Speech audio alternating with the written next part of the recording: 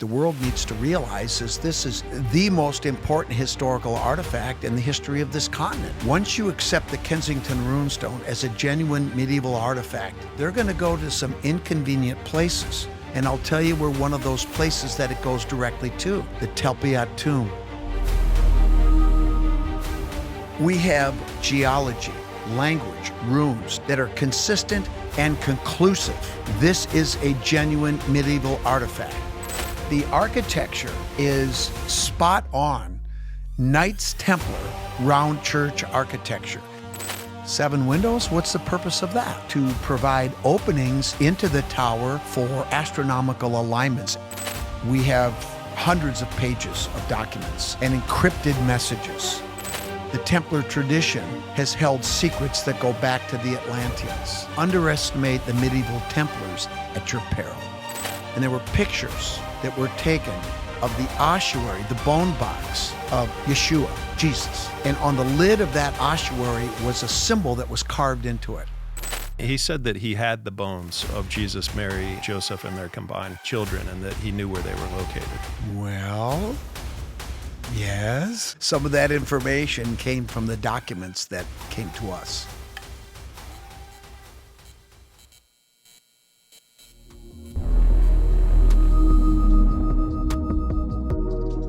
But the world shifted for me in July of 2000 when an artifact called the Kensington Runestone came into my lab. And when you say lab, what are your companies doing exactly? Well, basically, we're doing material forensics, autopsies on concrete and rock.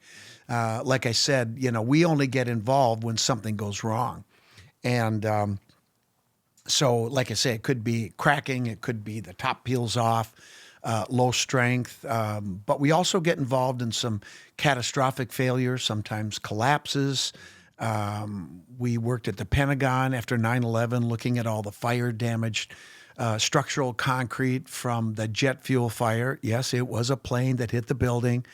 A lot of people think something else happened, but in that case, that was definitely a plane in a very hot jet fuel fire. The worst fire damage I've ever seen. And, when they put me in the ground someday or in the urn, that's probably what they'll talk about. So we get in, and we've been involved in murder cases, but it's all from a forensic standpoint. So we document the facts, we interpret those facts, and then if we feel we have enough evidence to support a conclusion, we will draw that conclusion. But understand that I am a licensed professional. I need to be prepared in every case to testify in a court of law under oath to our findings. And that's for everything we look at, including the Kensington Runestone. So anyway, the Runestone came into our lab, and what they wanted me to do was to try to age date the weathering of the inscription. We know, and just remind everybody what the Runestone is. Oh, okay. Yeah, there it is. Well, the Kensington Runestone is a 202-pound artifact. I've picked it up a few times. It's quite heavy. That is about 31 inches long, about 15 and a half inches wide, 5.5 inches thick. That has a long inscription carved in Scandinavian runes. This artifact was found by a Swedish immigrant farmer who was clearing trees. He was homesteading his property back in 1898, and he was clearing trees in preparation for farming with his 2 oldest sons. And he cut the roots off around the base of a tree, as he said in a written affidavit that's on file at the Minnesota Historical Society. And then he took a winch and tipped the tree over, which also pulled up the stump at the same time, and tightly wrapped in the roots of that tree was this 202-pound stone. Oh. And it was the younger son, Edward, who was 9, about to turn 10 at the time, who noticed that there was an inscription carved on it. Now, they initially thought that it was an Indian almanac, but it was quickly realized that it was carved in Scandinavian runes. And what happened back then that really set the table for the next 100 and 28 years or something like that, A copy of the inscription that was made by Olaf Oman was sent to Olaus Breda, who was a professor of Scandinavian languages at the University of Minnesota, the expert in the United States at the time. And he looked at the inscription and didn't recognize half of the symbols. He certainly didn't recognize the pentatic numbers. He didn't know what the hooked X was. And basically, instead of saying those three little words, I don't know. I don't know. Exactly. Yeah. Very good, by the way. Nobody ever gets that. Instead of saying, I don't know, he said, oh, it's a hoax. Sure.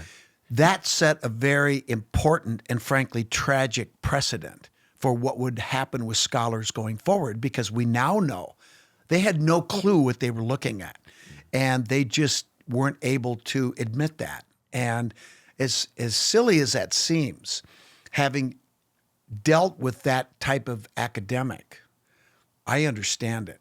It's a mentality that is really rooted in some silly things, I'll say. Rooted. Territory. That's good. Pardon? Rooted. That's good. That's Yeah. good. Yeah. Well, it has to do with things like being territorial. Yeah. I'm sitting here thinking about the roots on the tree and how old is that tree and when was it planted? And how old okay. is We're the going to go back to stone? the And- tree. Yeah. No, yeah. actually, that was intentional. No, it Yeah. wasn't at all. I'm kidding. No. So the stone or the tree was seen by over a dozen witnesses, and they signed affidavits. And basically, there were ranges from like 6 inches what was it, like 15 years was the youngest estimate. The oldest was 75 years old. But the range is somewhere between 25 to 30 years old, which was before Olaf immigrated to this country, because, of course, he was accused of carving it, right? And so, but there's more to that history that I usually don't go down this rabbit hole. But when settlers came into the area, mostly Scandinavian settlers that came from Sweden, Norway, and up in the North Country, when they came over here, they went to a climate that they were used to, right? And Minnesota is pretty much the same as over there. But what they did is they would homestead their property. But the government would have set aside land, like 40-acre parcels, where people that were settling could go and hunt, fish, cut down wood, whatever they needed in this set-aside land. So in the 1860s, that 40-acre parcel that he would eventually purchase started off as this set-aside land, and they clear-cut it. So the first trees that grew back were typically aspen trees. And so the tree that he, tipped over was an aspen tree that had, was the first trees to grow back. And it was, 25 to 30 years old, goes back to when it was clear cut. So that's consistent. And that, like I said, was before he immigrated there. So that's an interesting detail. But anyway, so the history of this thing just goes on, and, people made claims, and it all goes back to the academics really not being ethical enough, frankly, to admit that they didn't know what they were looking at. And that's okay. It really is okay. Yeah. But because I've studied the history of the investigations, and I know exactly what happened. So what happened? Yeah. Like They effed it up. Yeah. They pooched it. And they accused, he was found it. They just assumed he did it. But for whatever it was, 42 years that he lived, or 37 years after he found it, he said, I didn't do it. I don't know what this is. And, they strained themselves to find ways to blame him. And what they didn't realize, and I now realize, and I think the world needs to realize, is this is the most important historical artifact in the history of this continent, and really in the history of this country. And I don't want to jump too far ahead. I want to take it the way you want to go, but this is fascinating. And so like, where does it stand today? What is the academic community saying today about this? Well, they're not saying anything. Okay. Because the evidence that we've been able to compile is overwhelming. Yeah. I mean, look, I do material forensics for a living, right? And Yep. I know the facts, and I know when we're there, right? When I'm ready to say, okay, I can testify. And, the other side of the coin is, in some ways, I think people think these investigations are more difficult than they really are. It's like I tell my customers that sometimes get emotional because they've got a job that's on hold because we got to figure out why this foundation cracked, and we can't build the building until we know, right? And then we have to fix it. And they're nervous about having to write a check. And I say, look, the concrete didn't crack just to piss you off. It did it for a reason. And if you get me good samples, we'll figure it out, because there's always an answer, right? And it's the same with the runestone. And so when I did my work, I compared the weathering of the inscription with tombstones of like mineralogy from the same weathering environment. The runestone was found about a foot in the ground coming up, and the top of the backside was actually at the surface, and the tree was over the top of it. And so tombstones is perfect.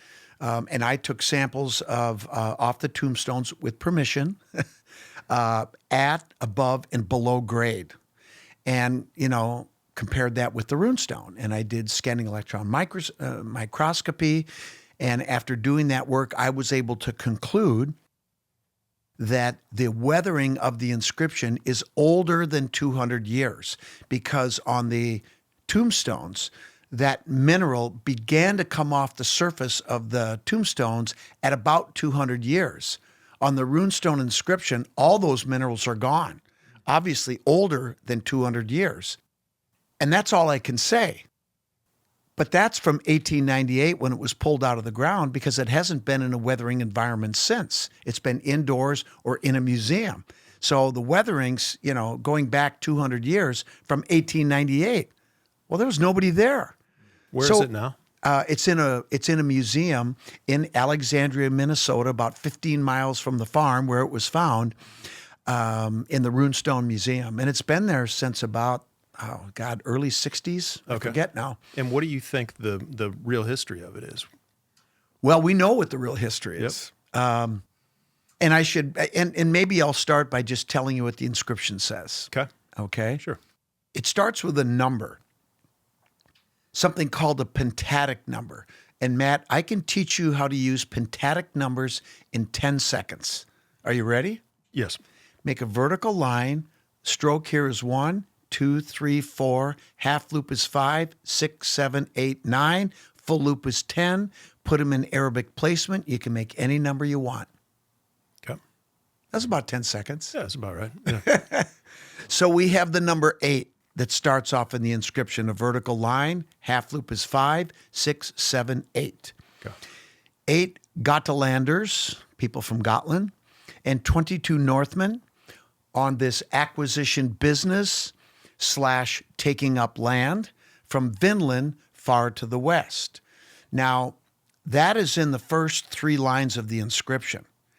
And it's telling us who it is, where they came from, and what the purpose of this inscription is.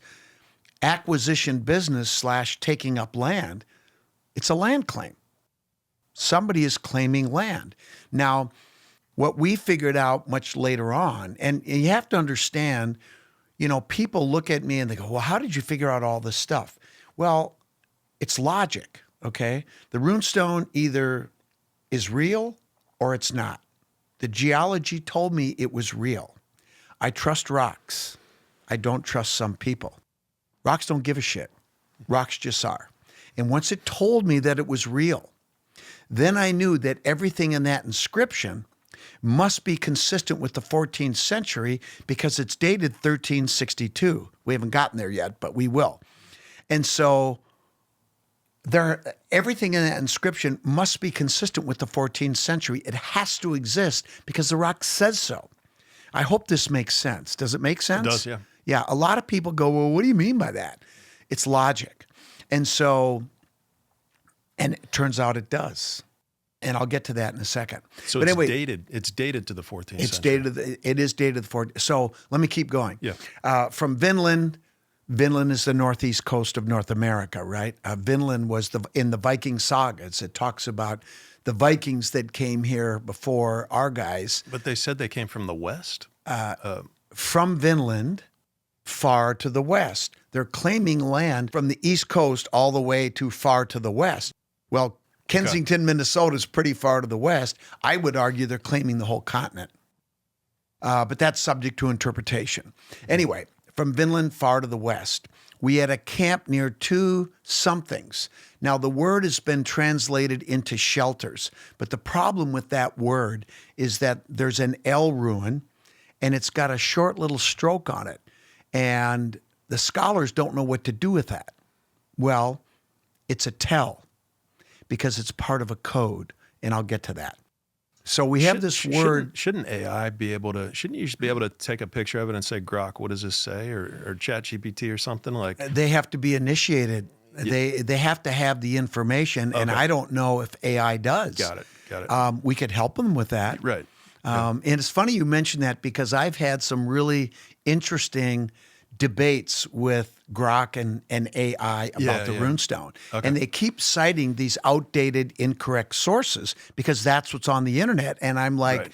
And then at one point they referenced my work.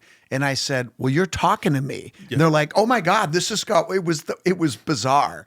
And it's almost like they're pandering to your ego. Yeah. That's how smart AI is, right? Yeah. And it worked a little bit. It's not always right, for sure. But I know in terms of... You know what I'm saying, right? Yeah, in terms of decoding, things and being able to, hopefully eventually maybe we can... It's an important tool. Right. Well, that's you bring up a good point, and frankly, I have not done much with that. I think maybe we need to look closer into that. Yeah. So that's a really good point. So we have near two somethings, 1 day's journey north from this stone. We had a camp near two shelters 1 day's journey north from the stone. We were fishing one day. After we came home, found 10 men red from blood and death. Then there's 3 Latin letters, A, V, M. Now, some people have interpreted that as a Catholic prayer prompt for Ave Virgo Maria. But those who understand Latin know that the U and the V are interchangeable. So if it is in fact maybe a veiled reference to AUM, that is an esoteric concept of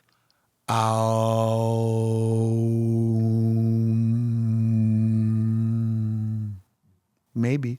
Yeah, could be. What's interesting about the M, there's a dot in the lower right leg. The carver made a very pronounced dot there. If you know anything about the astrological symbol for Virgo, you know that it's an M with the fish symbol. That could be a coded reference to Virgo, i.e. the goddess. The goddess plays a very important role in this whole story going forward. But I digress. The last line says, save from evils. Then on what we call the split side, because the stone was a larger slab of rock that was intentionally split down to, funny, exactly a 2-to-1 ratio. This is a very important ratio in Templarism and Freemasonry, and actually serves as the key, one of the keys to sacred geometry. And of course, our good friend Randall Carlson is an expert on sacred geometry, and we've talked about this. What's also interesting is that if you measure the runestone diagonally across the face, it is exactly 2.722 feet, which is 1 megalithic yard, which is calculated using the planet Venus, which is associated with the sacred feminine. And now we're getting into a bunch of esoteric aspects that are absolutely encrypted and encoded within the Kensington Runestone. But let me finish with the inscription. I digress, and I go off on these tangents all the time. I apologize. Don't. But I know there's a lot of detail. It's a lot to get through and to explain. It is. So on the split side, it says, there are 10 men by the inland sea to look after our ships, 14 days journey from this island, peninsula, hill, 1362. And so that's the inscription. Wow. So 1362. So people just ignore. People just then people are just saying that this is a forgery. It's just a fake, right? It's a fake. It's just a fake. Yeah. And one of the arguments that was made in the past was, well, this is 130 years before Columbus. Yeah. That guy that never set foot on the land we now call the United States, he supposedly discovered. I mean, this is nonsense, right? I mean, we now know that. But back in the day, in the decades, after it was found, this was one of the arguments. Well, this is impossible. Columbus didn't discover it until 130 years later, and you've got it in the center of the continent 130 years before. Forget it. Well, there it is. So that's the big deal of this discovery, I guess, right? Is that humans were here a couple of 100 years prior to Columbus. Europeans were here, yes. Yeah. And, and the way I look at it, and frankly, I think it's important, Matt, to understand that I knew nothing about this. I mean, I had a basic understanding of history, but, I was a football player and a rockhead, right? I mean, I was running my lab and doing good work, but I didn't care. This just wasn't my thing. But I can read and I can tell you if I want to know something, I'll figure it out. I'm dog determined. That's that linebacker mentality. If I want to know, I'll figure it out. And so here's what happened. And this is a very important part of this. So I did the analysis and I wrote my report and I published it. And I'm like, okay, that was cool. That was fun. I'm ready to move on. And, like I said, I work on a lot of interesting stuff. This wasn't that interesting to me. I mean, it was interesting. I never heard of the runestone. Everybody else did. And I'm like, oh, this is cool. And so I thought that was it. But then the backlash came. And it was hard. It was mean. And it was bad. And I'm like, what the hell? Fuck. And, I'm like, well, hold on a sec here. I'm not perfect. If I made a mistake in my report, tell me. I'll fix it. No problem, right? Well, I didn't make a mistake. They just didn't like the result. Well, tough hop, and then I started to get pissed off. I'm like, look, I appreciate your opinion. Give me the evidence to support your opinion. Here's my report. I got a whole bunch of stuff, okay? But here's the other thing that people don't understand about forensics. You'll get this immediately. We have voluminous evidence in multiple disciplines: geology, language, runes, dialect, grammar, medieval dating practices, history of the late 19th century, history in the 14th century, right? That are consistent, cohesive, and conclusive. This is a genuine medieval artifact, okay? Let's accept that. If that's true, then how can there possibly be factual evidence to support the contrary? It can't exist, and it doesn't exist, because all the arguments that have ever made do not stand up to scrutiny. And I will do it again right now on your podcast, okay? I challenge anybody, anywhere, to a debate. How about right here on the Kensington Runestone? I've done this before. And you know what I've heard? Crickets. Crickets. Because what happens is when they start to examine and look at the facts, not the hearsay, not the opinion, the facts, there are none that support a hoax, period. And so that was a pretty grandiose statement I just made. So let's see if anybody takes me up on it. I'd have you back, man. Yeah, I'd love to have you back and debate somebody about Wouldn't that be fun? Is there like a biggest voice or a biggest kind of naysayer, skeptic person out there? Not really anymore. People just avoid it then. Well, I don't hear anything. Yeah. But here's an interesting thing, and this will get into a really interesting area that I know you can appreciate. If you go on Wikipedia right now, I haven't done this for a while, so maybe things have changed, and I'm sure somebody will do this. Google Kensington Runestone. Now, this is just a fact. I'm not bragging. I don't care. I really don't. It's just a fact. There's nobody walking on the planet alive today that knows more about all aspects of the Kensington Runestone, more than this guy right here. And again, I'm not bragging. It's just a fact. I've written 6 books now that are either all or incorporate parts of the research that we've done. And if you go on Wikipedia right now, you won't see my name. You won't see any of my research. You won't see any of my books. However, last I checked, there was a book that was cited that was written by a retired professor of archaeology from the University of Wisconsin-Madison, Alice Beck Kehoe, who followed our research very closely. She was open-minded, but she's not afraid to call something if she sees it, right? Call bullshit if she sees it. She wrote a book a year after we published our first book called The Kensington Runestone, Compelling New Evidence, 574 pages that cover every aspect of the Kensington Runestone, including the human aspect, because it's a human story. It's an amazing human story. And it was the human aspect of it that frankly screwed it up. But she wrote a book about our book, and she says we solved it. That book is cited, but not the book that she wrote about. And the book is titled Examining a Research Question Holistically, the Kensington Runestone. And so the runestone is a study of human psychology. It's just incredible, but incredibly frustrating at times. But now I'm so far past that that I don't even think about it anymore. And sometimes I'm reminded, oh, that's right. The world still thinks this is a hoax. It's not, and nobody can prove it. So if you can, let's debate. But it won't happen. So the language that's actually on the runestone itself, is there, I mean, you can... It's Old Swedish. You can date that to the specific period of time that it came from. And it's totally consistent. And you bring up a good point, and let me just continue. After the pushback and the nonsense, frankly, that I heard, I got pissed. And so I said, I'm going to get to the bottom of this. So starting in 2003 through 2005, I went to Sweden, because it's Old Swedish language, 5 times. And I knew that it had to be there somewhere, because the rock said so. Found everything.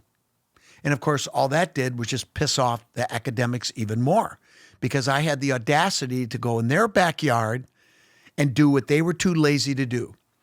Well, why do it? It's a hoax, right?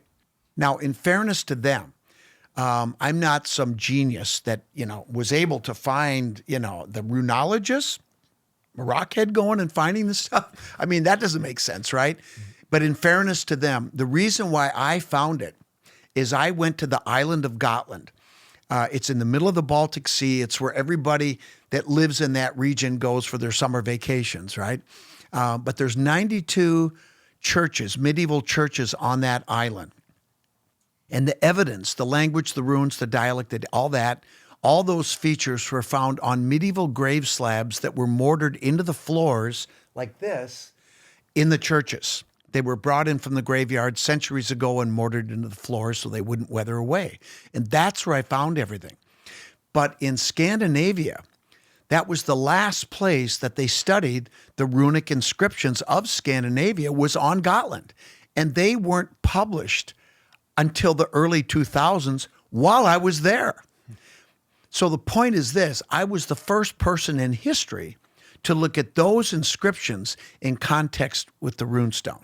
So it wasn't that they overlooked it or they missed it. They just hadn't looked at it yet in that context. Does that make sense? Totally, yeah. So that's why we did it. And I don't want to paint myself out to be some genius, because I'm not, but I will outwork everybody. And so, but while I was there, I started to see strange things carved on the walls, like Templar crosses, and carved into the grave slabs, because some of these guys were Templars. And what year are we talking now? We're talking about late 1200s, 1300s, 1400s. When did you go over? Oh, I went 2003 to 2005. Okay. I went over 5 times. Okay. And then I started to research, well, who built these churches? And you were not a Templar at this point. Oh, no. I didn't even know what a Templar was. Right. I knew nothing. But The other thing that the runestone being authentic absolutely demands, somebody carved it. They came from some place, and they came across from Europe to the center of the continent for some reason. Absolute facts, right? And those were the questions that I was trying to answer. And I have to thank the skeptics and the people who attacked me, because they lit a fire under my ass, and it's still burning. Love it. So who built those churches? The Cistercians, the white monks. And I'm like, who are these guys? And I started to study them. They were led by St. Bernard de Clairvaux, the charismatic leader of the Templars, who joined the Cistercian order at Citeaux, the first and only Cistercian abbey that had been founded in 1095 by Robert Molesme.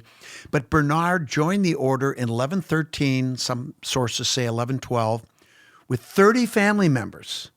Well, what's going on here?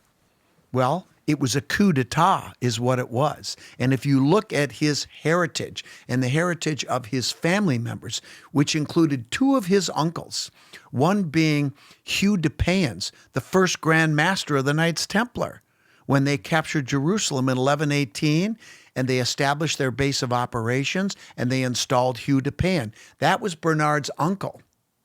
Now, these 30 family members we now know, and I'm just going to tell you, Matt, and I'm not going to screw around.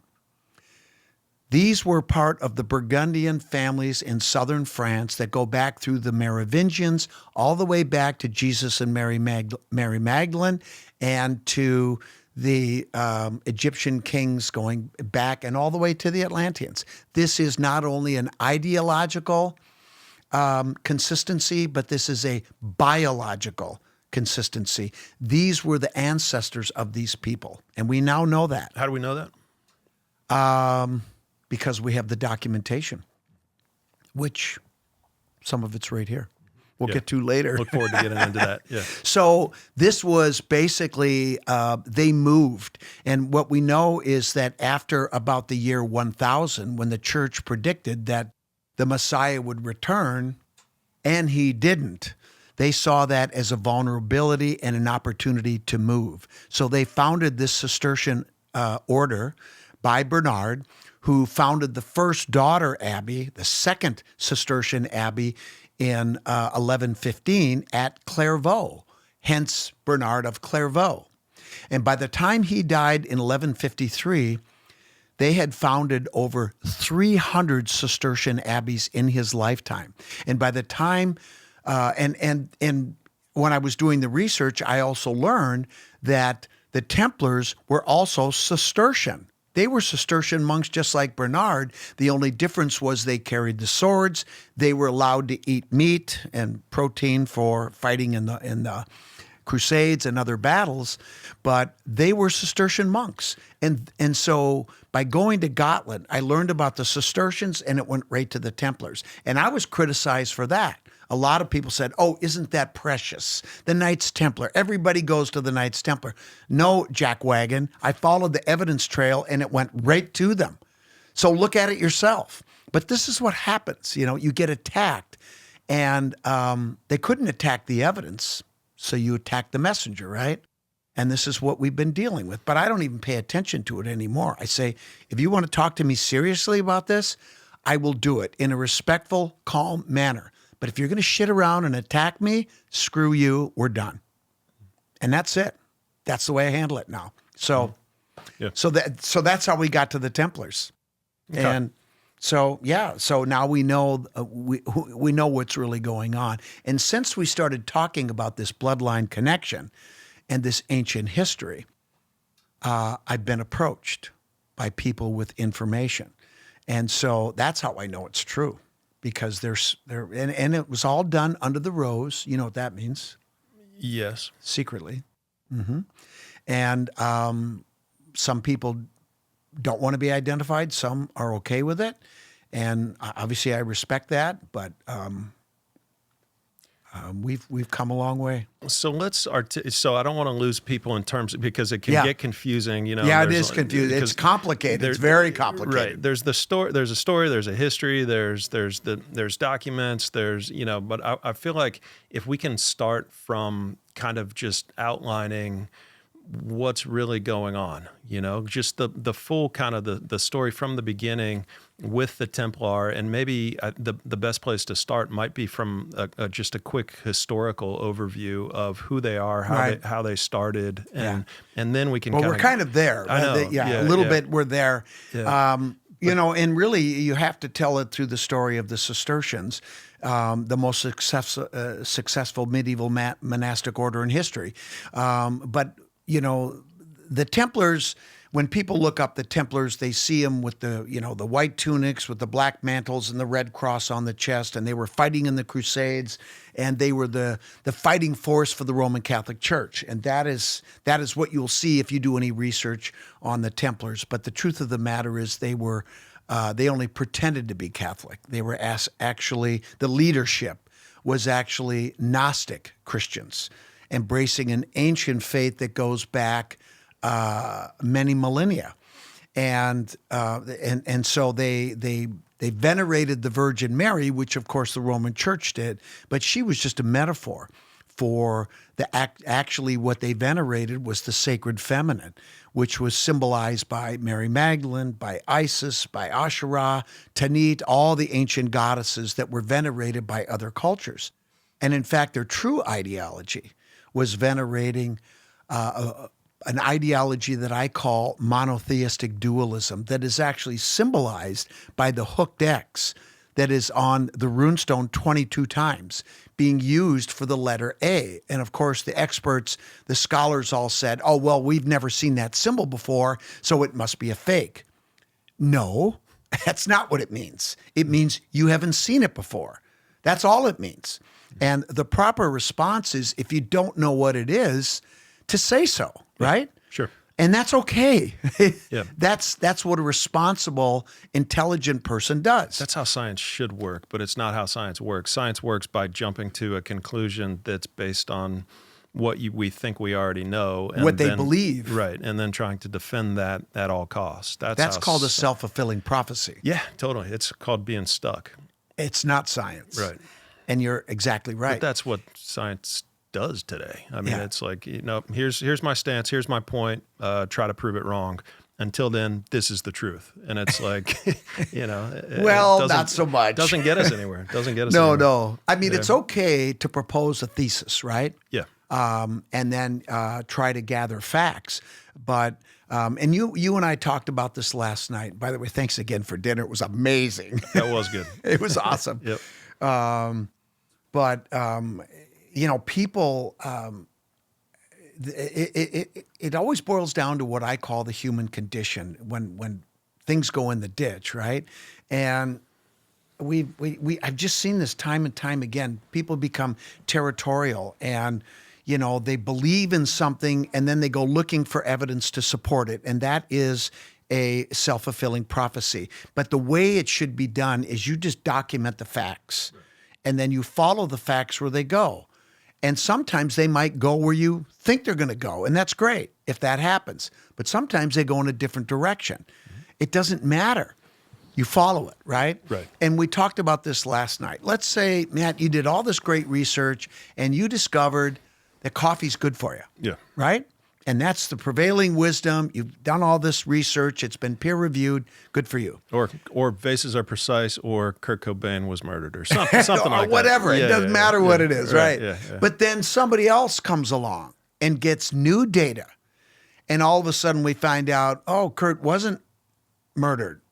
He committed suicide, whatever the case may be.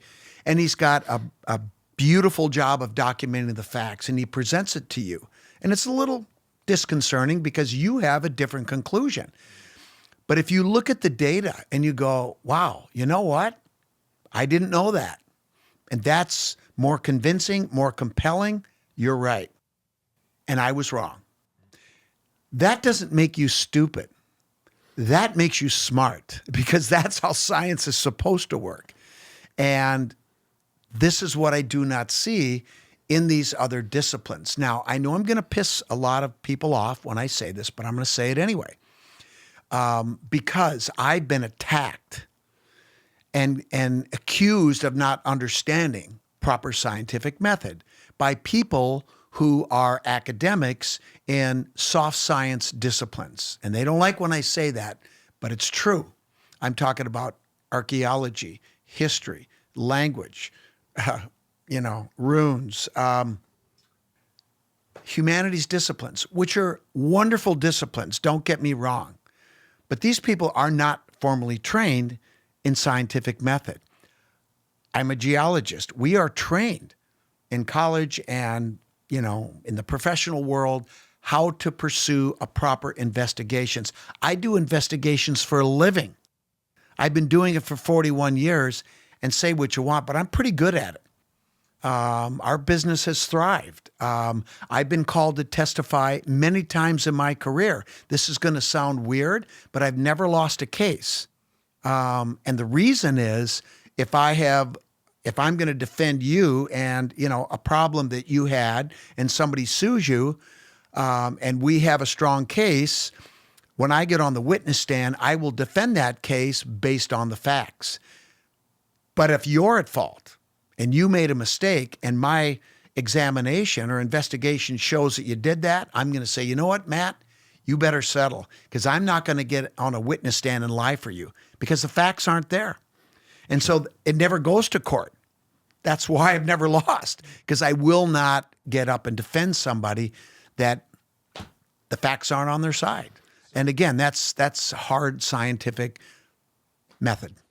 Love it, love it. So just closing out on the runestone then real quick. I mean, Okay. why is it such a big, I want to hear it from your words. Why is this such a big deal? Because it challenges the historical narrative that a certain group of powers that be, one being the Roman Catholic Church, does not want to go down. And it's real simple. Once you accept the Kensington Runestone as a genuine medieval artifact and you investigate it, because that's what will happen, they're going to go down the same road I did, and they're going to end up where I am right now. And that will happen in the future. I guarantee you it will. And they're going to come to the same conclusions. They're going to discover the same things that I have, and they're going to go, holy crap. Because here's what's going to happen. Once you accept it, you're going to trigger a series of dominoes to fall. And they're going to go to some inconvenient places for institutions like the Roman Catholic Church. And I'll tell you, we're one of those places that it goes directly to. Something called the Telpiat tomb. Are you familiar with it? I am, yep, yeah. You follow what I'm saying? I'm tracking so far, but maybe not everybody is. So let's dive a little deeper. Okay. Well, the Telpiat tomb was discovered in 1980 in the East Telpiat neighborhood in southern Jerusalem. I guess my question is, why does the runestone challenge the historical narrative with regards to the Catholic Church? Well, it's going to challenge it because inside a place like the Telpiat tomb, you have ossuaries inscribed with names like Yeshua, son of Joseph. Yeshua was Jesus's real name. Another ossuary that says James, son of Joseph, brother of Jesus. Another one inscribed in Greek that says Mariamne the Mara. Mariamne is a pet name for only Mary Magdalene found in the Acts of Philip.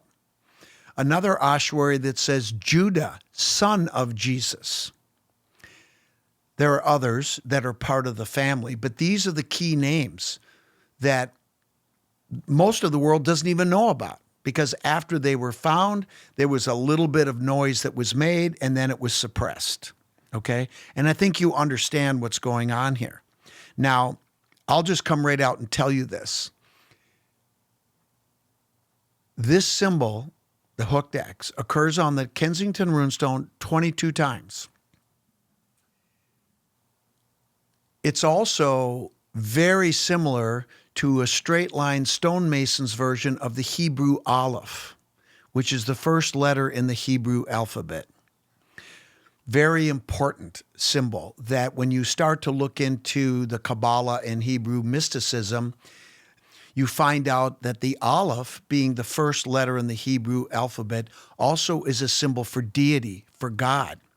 It also represents an interconnectedness, a shared purpose, if you will, and some other esoteric concepts. It's also used to actually represent God. It's an abbreviation for deity.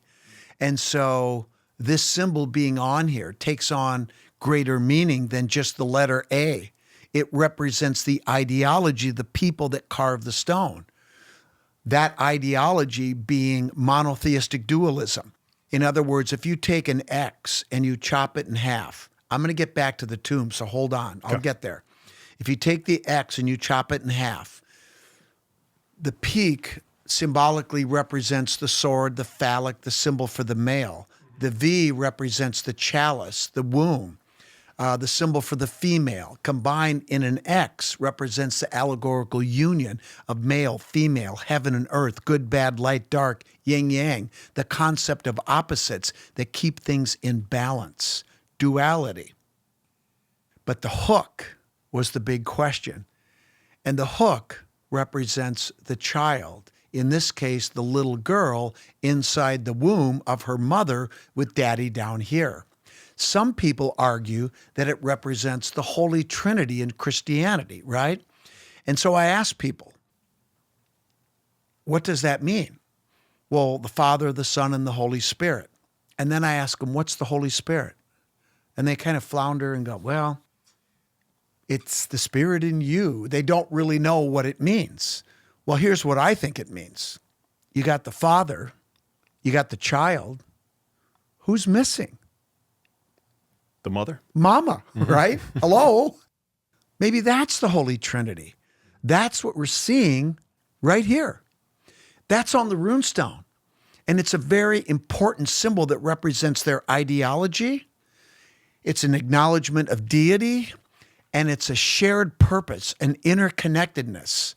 It's a mission that they are on to establish a sanctuary, a new Jerusalem.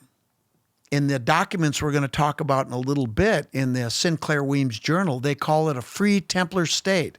Brother Francis Bacon called it the New Atlantis.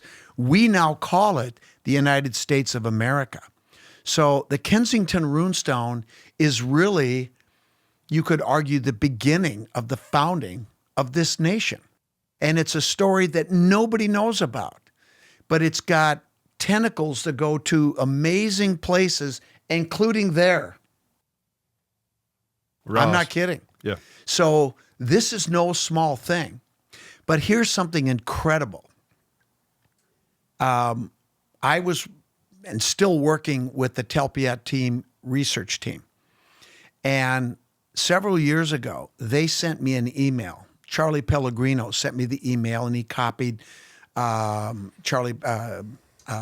Gibson, James Tabor, Simca Jacobovici, Jerry Lutkin, who lives right down here. We're going to see him and have dinner with him tomorrow night.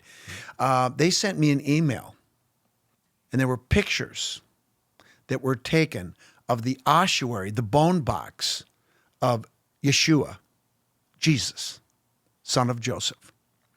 And on the lid of that ossuary was a symbol that was carved into it.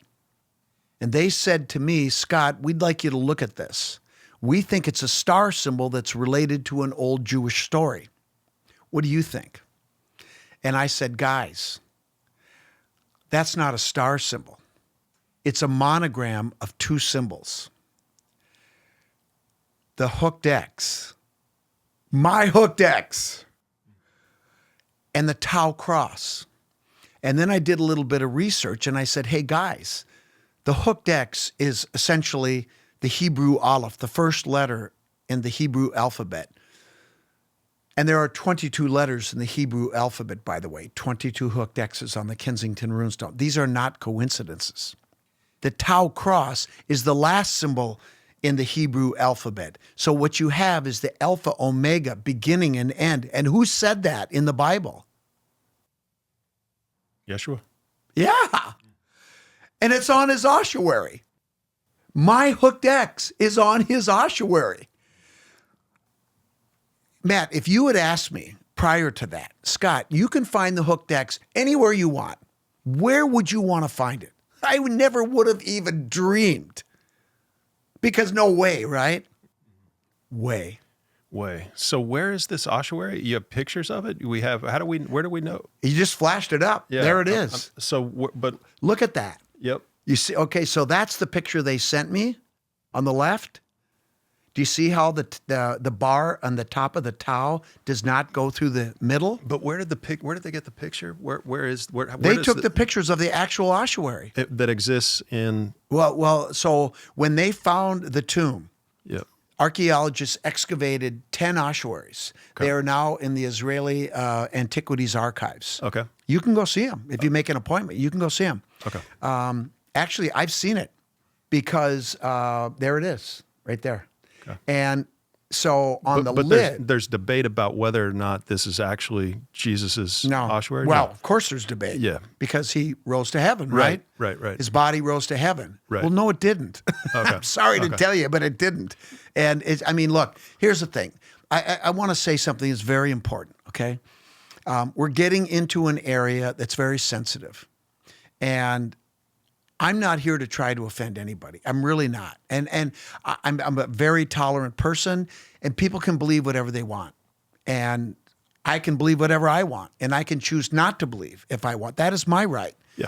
But I just want to make sure people understand I'm not here to try to offend anybody. I'm not trying to say, anything disparaging about your faith. I'm just trying to get to the truth. And I think we're there, frankly. And so please don't take offense, because I really don't mean it.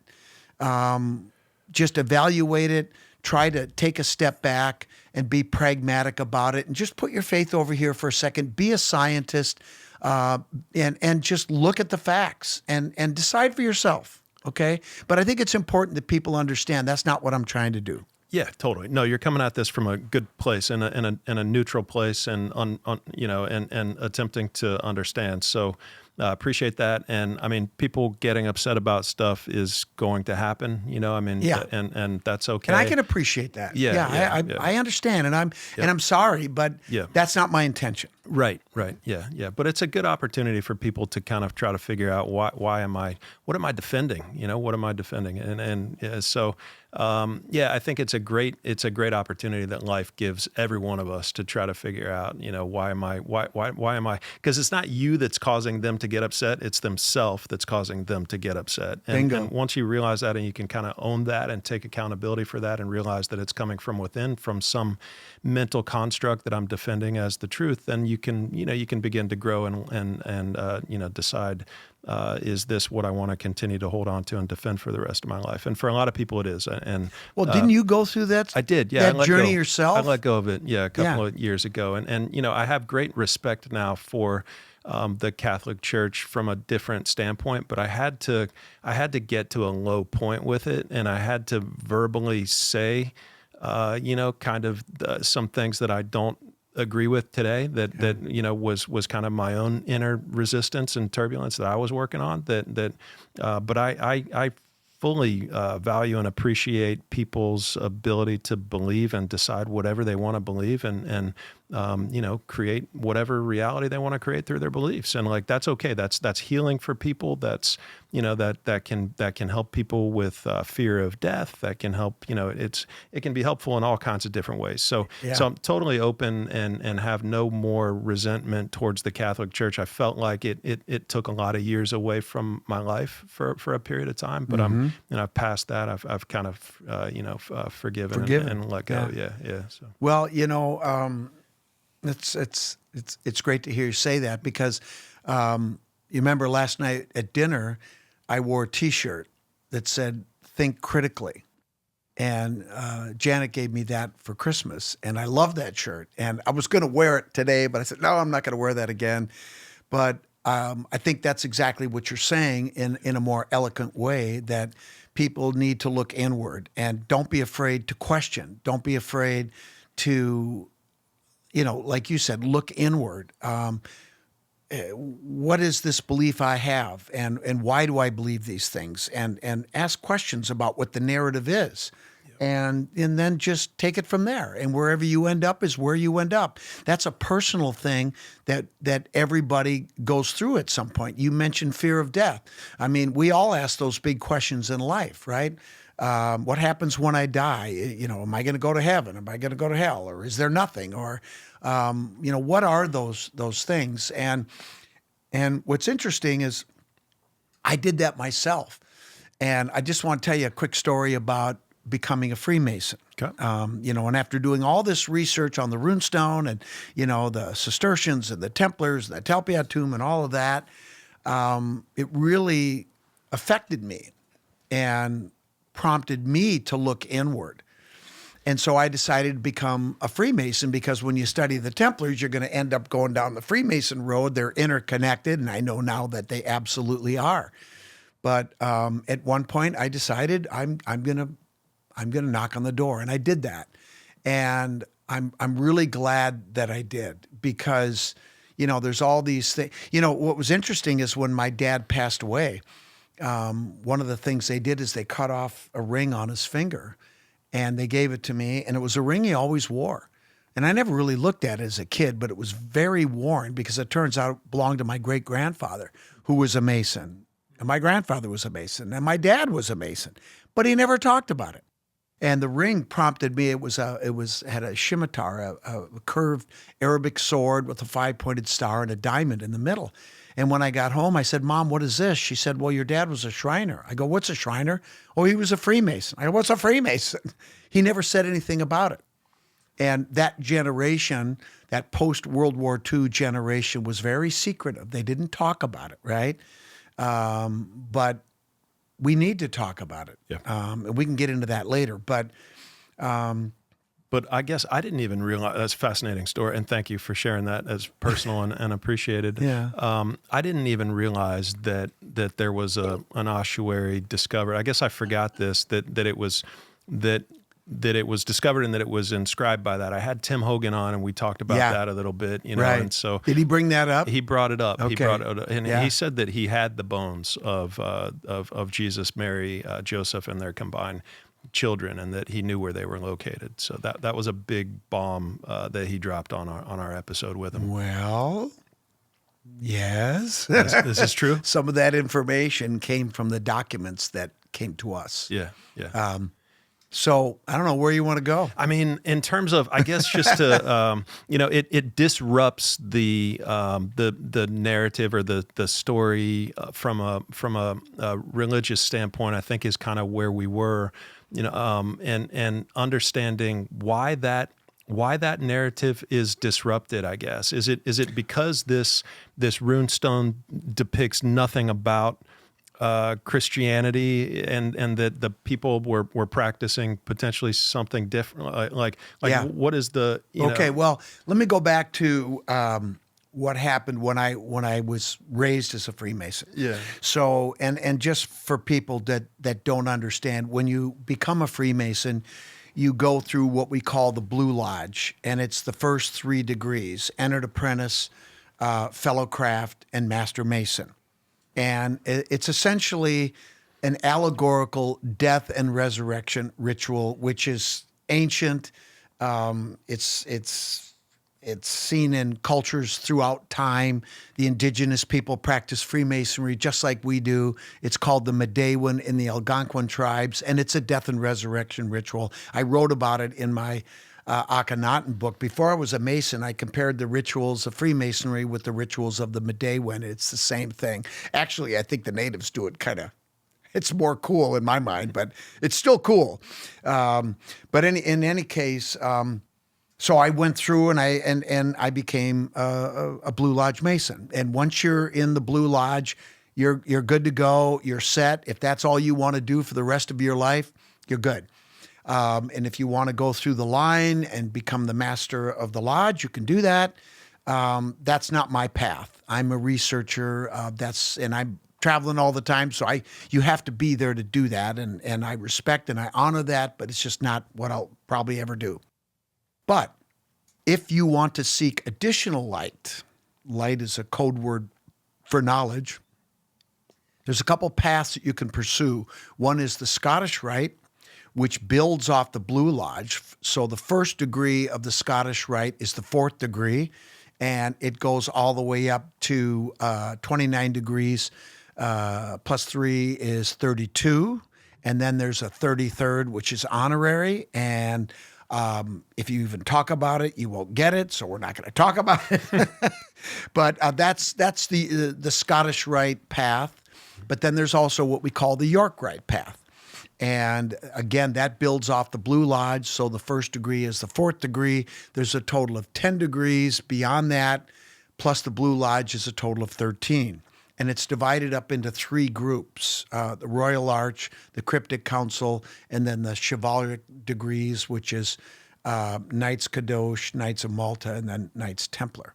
And then you're knighted as a Templar. I think that's what they are. But anyway, so at the end, and I've gone through all of these, but when I was going through the Cryptic Council, which some guys skip, and I don't know why they do, but what happened was when I went through the Select Master degree of the cryptic degrees, something happened. And so our degrees are made up of part theatrical performance and part lecture. And so in this particular degree, and a lot of the degrees take place at historical periods around the building of the first or second temple of Jerusalem. And in this case, it takes place at the very end of the building of the first temple. And what happens is the 3 grand masters, Hiram Abiff, Hiram king of Tyre, and King Solomon, decide that they're going to build a secret vault 9 levels below the Sanctum Sanctorum, where all the true treasures of the Hebrew priesthood are kept, like the Ark of the Covenant, right? And they're going to put a copy of all these true treasures down in the secret vault, 9 levels below. And that secret vault was built by the 3 grand masters, okay? Now, there's more things that happen in the degree. There's violence. There's a lot of blood. But I'll just leave it at that. But then after the degree was over, one of the white hats, the 33rd, gave a lecture. And as a candidate, we sit there and we listen to this lecture. And at one point, he said, and the other 8 arches were built by 22 men from Gebel, Lebanon. And I went, 8 and 22? Those are the first 2 numbers on the Kensington Runestone. And I didn't hear another thing after that. And as soon as the degree was over, my Masonic mentor, John Freeberg, I went over to John. I said, John, is there a ritual book for this? He said, yes, right here. And I said, give me that. And I love John. He's just great. I have a tendency to talk like the people that I love, and I got to stop that. I won't stop. I can't help myself. Don't stop. So I get the ritual book, and I start reading it, and oh, my God. Yeah. The runestone inscription. And I suddenly realized that the Kensington Runestone was carved by a deeply initiated medieval monk who understood the legend of Enoch, because that's what this is, the Enochian mysteries. And so what I can now, and I've written a long paper about this, and I published this in my book I wrote, and it was published in 2019, called The Cryptic Code of the Templars in America. But basically what it means is that the runestone is a blend of symbolism, allegory, code, and real factual information. The difficult part is figuring out what's real and what's allegory. But I think I've got that figured out. So the numbers are very important. And some of the codes are very important. And remember I told you about that word that had that stroke that the scholars have studied with? It's a tell, which means pay attention to me. I'm important. Remember the 8? Well, at the end of the second bar is a punch mark. Purposeful, clearly intentional, and if they put it there, it means something. after I figured out the rune, I was convinced by the evidence that the runestone was an authentic artifact. I decided that I was going to do a photo library of the entire inscription. And I took pictures with low angle and high angle reflected light to pull out the three-dimensionality. And then I made a catalog of all of them. And as I was doing that, I started finding these punch marks and short strokes, clearly intentional. And if they put them there, they meant something. And so I put them in a separate folder called Odd Runes. And then afterwards, I went through this with Dick Nielsen, the guy that I co-wrote that book with, who was an expert on medieval Swedish language and runes and dialect and the whole thing. And we figured out that there were codes. One of the codes is a dating code. The 8 was singled out. The L was singled out. And the last thing in the inscription was the U in the word Ilu, which is saved from evils. Ilu is evils.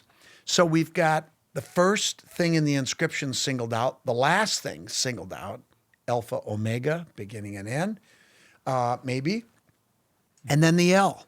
Well, it turns out when I was over in Sweden, I learned that they used to date these grave slabs and bells and churches using something called the medieval Easter table dating method. And in 1314, funny, 1314, a few decades before the runestone, there was an Easter table that was prominently used at the time called Ole Worm's Easter table. And to make a date, you need 3 things. You need a Sunday letter. The runic alphabet is called the Futhark because the first letters F, U, Thorn, O, R, K, and so on. There's 19 letters in the Futhark in the alphabet at that time, the runic alphabet.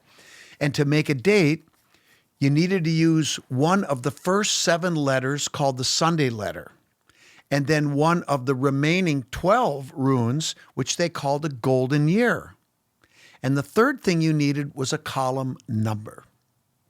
Well, these 3 things that were singled out on the runestone, 8, the U is FU, that's the, pardon me, it's what it is. See, I'm not taking offense. See? I hope not, because no offense intended.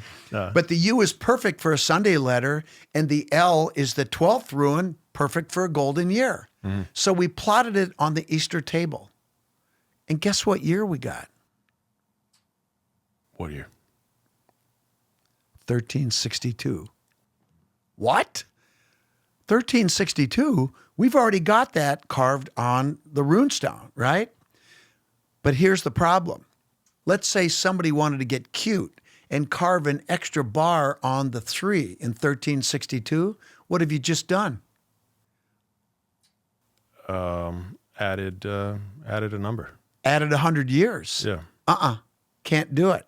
Because we've encrypted the same date within the inscription to protect it from alteration. Because what's the most important thing on a land claim?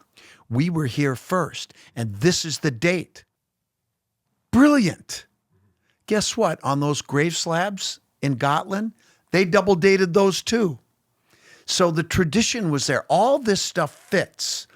It beautiful, like this giant mosaic. And remember this about forensics, Matt. You already know this, but you haven't probably thought about it like this. When you're doing a forensic investigation, if you have a piece of data that doesn't fit your thesis, you're not there yet. And so either it doesn't work or you just haven't figured out that piece of data. And we've had outliers as we've gone along, but as we further investigated them, all of a sudden things made sense and they did fit. I'll give you an example.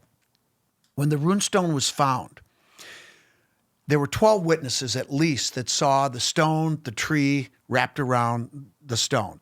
Now, they described the roots going over the back of the stone as being 3.5 inches wide and flattened.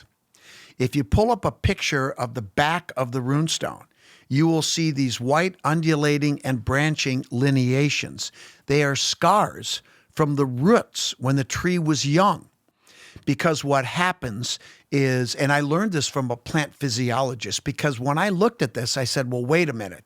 The witnesses said 3.5 inches wide, but on the runestone, they're a maximum of 1/2 inch wide. This is a disconnect. This is a problem, okay? This is an outlier. So I talked to a plant physiologist, and he said to me, the active part of a root is the leading edge, the front edge. Right. And he said after a while, as the tree grows and the root system expands, a bark forms over that root, and the active part moves on. Now, it's common for active roots to leach out iron and magnesium from dark-colored rocks, okay? That's the pigment that makes the rock dark, iron and magnesium. And that's also food for trees. And so the white scars were caused by the active root leaching out these elements and making the scars, okay? This is common. And archaeologists said this is common. That's the calcite on the back. You'll find it. Keep looking. You'll find it.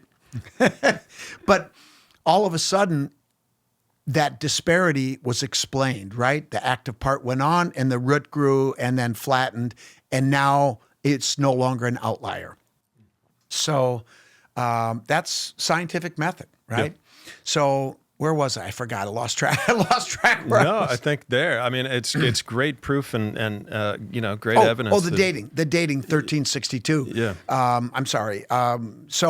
So now, and if we're going with the thesis that this is a land claim, this all fits, right? Now we're protecting the date from alteration. We also have another very interesting code. Okay.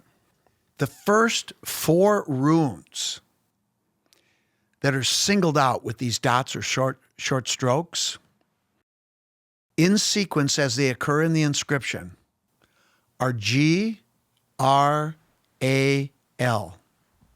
In medieval Old Swedish, Graal is Grail, that Grail. And you know who was associated with the Grail legends? The Knights Templar. So what does that mean? I think we know what it means, but I'm not ready to reveal that yet. Why is that? Well, we're still working on it. Okay. Trust me. Fair. When I'm ready, I'm going to shout it from the hilltops. But this is another code that we found on the runestone. Here's another interesting thing. Maybe it's a coincidence. You tell me. The hooked X was one of those symbols they had never seen, right? It's being used for A because in the word it has to be an A, right? So they know that. But they'd never seen it, so of course it's a fake. No. There's 22 of those. 8 Goths, 22 Northmen, right?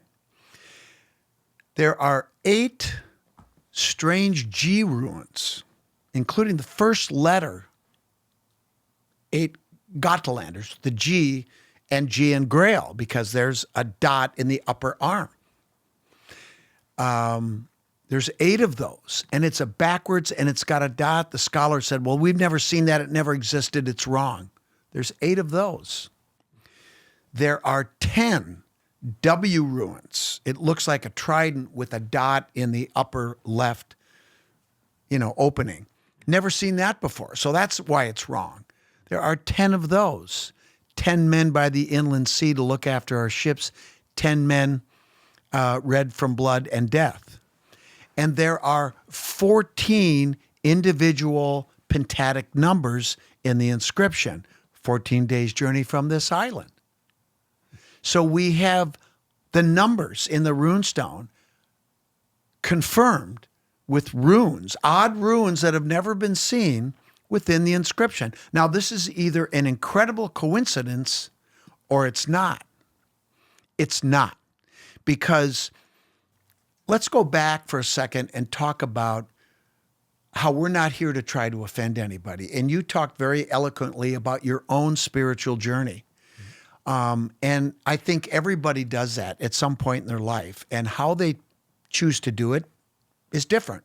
Some do it through organized religion. Some do it through some spiritual pursuit, through Gnosticism, through the Kabbalah, Eastern traditions, whatever. But at the end of the day, I think... Or letting go of all that.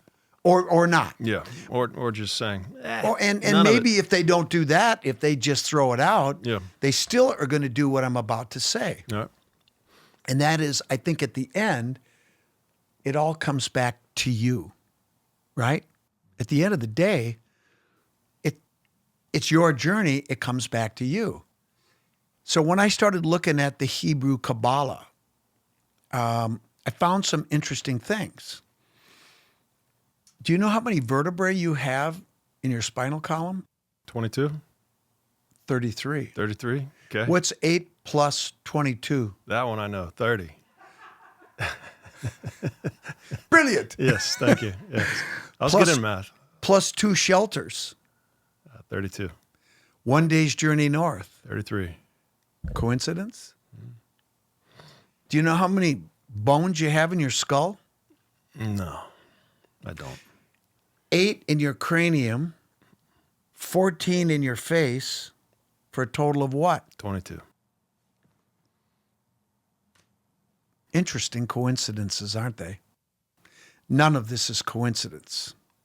So now you're starting to understand the esoteric levels of the Kensington Runestone. And the next person that tries to tell me that Olaf Oman carved this, I'm going to slap him. What does the museum think? It depends on who you talk to. Yeah. Their official position is it's real. And a lot of the people that work there are volunteers, mostly retired people. And I think most of them believe the runestone is real. And so what I say to people that come up to me, and I have a lot of people that come up to me and say, oh, Scott, I think the runestone's real. And I said, well, now we have voluminous factual evidence in multiple disciplines to support the belief that you always had. And I want to say one more thing that's very important before I forget. The fact that the runestone is authentic, there's no question. It's just going to be time because the facts will eventually rise to the surface. Those dirty little truths always do, right? The truth always rises to the surface. But all of these other implications that we're talking about right now, and we're starting to get into some pretty heavy stuff. But I would argue that one of the things the authenticity of the Kensington Runestone proves is that Olaf Oman was telling the truth the whole time. And he suffered tremendously, and his family suffered tremendously from the ridicule and criticism that they received. Yeah. And I would argue, because we know their descendants personally. His grandson is one of my best friends, Darwin Oman. And when I first met him, I said, look, Mr. Oman, I respect your position, because he said to us, there's never been a doubt in this family. We know the truth. We know what you're going to find. And I told him, I said, look, Mr. Oman, I'm going to do this work, but I may come back and give you news you're not going to like. And I will do that if that's the way it goes. And he said, we're not worried because we know the truth. And he was right. And Olaf was telling the truth. And clearing his name is one of the most important things in this, because it was wrong what happened. And we want to make it right. Yeah. It's like anybody who goes against the mainstream or the organized whatever, you're going to become a target. So who owns it right now? Is it the grandson? Is it the museum? Who? What a great question. Yeah. I have a chapter in Compelling New Evidence about that. Okay. And the long story short is, if this was pursued from a legal perspective, it would probably still belong to the Oman family. Uh-huh. And Darwin and I and other family members have talked about this. And you know what their collective response was? The Kensington Runestone doesn't belong to anyone. It belongs to everyone. Okay. That's their position. And it does, because it's an integral part of our history. That's beautiful, but legally, who does it belong to? Them. Okay. So like it's split up amongst the descendants of the grandfather then, I guess. Well, right now, if the runestone was to go to anybody, it would go to Darwin. And I know what Darwin would do. He'd say, just leave it in the museum. Yeah. But he would want some changes made. Not a lot of changes, but he should think about tokenizing it. You can turn it into to an NFT, and it can be you can do anything you want from a smart contract standpoint with that. We've talked about that. Actually, we might want to talk about that again. Yeah. I know there would be some pushback, but we welcome the pushback because we know from a legal, we've already looked into it. We know what'll happen. That could blow up the entire story. I mean, if you turn that into a publicly available digital asset for purchase and for sharing, fractional shares amongst the public, and people buy into that and buy a stake in the runestone and can own that. That all of a sudden could be a source of public interest stimulation. It could be a source of financial compensation for them to be able to, either get more research, get more publicity, get more people looking at it. That is what will appeal to them. Yeah. First of all, that's brilliant. Yeah. That's brilliant. Nice work. And I think we need to pursue this. Yeah. I'll tell you what, when you meet Darwin and his family, this happened to me. I wanted to fight for them because I know the wrong that they've endured, and they're just good people. And I know that I feel a connection to Olaf. I've always felt this connection to Olaf, and I know the man that he is. I've studied him, and I've talked to his family. And here's an interesting story. You'll love this. So I'd like to meet him, by the way. I'd love to go up there. We'll make it happen. If you want to meet him, we'll make it happen. Yeah, I'd love to go see the stone and meet him. That would be really cool. Okay, you're coming to our place. Yeah, cool. All right, done. And and Darwin and the farm is now a park. Okay. And so we'll take you right to where the stone was. We'll show you the stone holes. We haven't even gotten to that yet, man. Yeah. Careful what you wish for, because you're going to get it. I'm in. Okay, Yeah, all right. Yeah, that's cool. Oh God, I forget the story I was going to tell now, but. That's my fault. No, it's okay. There's just so many. We've had just. I'm trying to remember what we were going to do. I mean, and some of the stuff has been. I won't talk. I'm not going to waste time talking about it now. But there have been some really awful things that have happened to us and to Darwin But his integrity and his intelligence, he's a smart guy, but he's very humble. And we've just been through so much. I think this would be really great. I would love for you to have that conversation with him. Yeah, I'd love to. I would love to. And I'm telling you, when you meet this guy, you're going to love him. He's so humble, and he's so Minnesota. He's just. That's cool. He's a beauty, man. Would be honored. Would be honored to see it and find where he'll it came like from. you too. That's cool. That's cool. Well, let's take a quick break. We'll get a bite to eat. You're a rock head, so I want to show you a couple of rocks. All right. And we'll get back at it. Sounds great. All right. Cool. Great start. I guess first, maybe now that we're back, maybe your reaction to the vases that you that I just saw of yours. Yeah. Fascinating. My gosh. First thing that struck me, or a few things that struck me, was the variation in geology. Weathering. I saw some weathering features which indicate age. They don't look like somebody was trying to make fakes, sell you stuff that wasn't what it purported to be. I saw some really good stuff there and stuff I'd like to take a closer look at. But the one thing that really intrigued me is that one vase that appeared when I put the black light on it to possibly be some type of polymer or not natural, a man-made material. Yeah.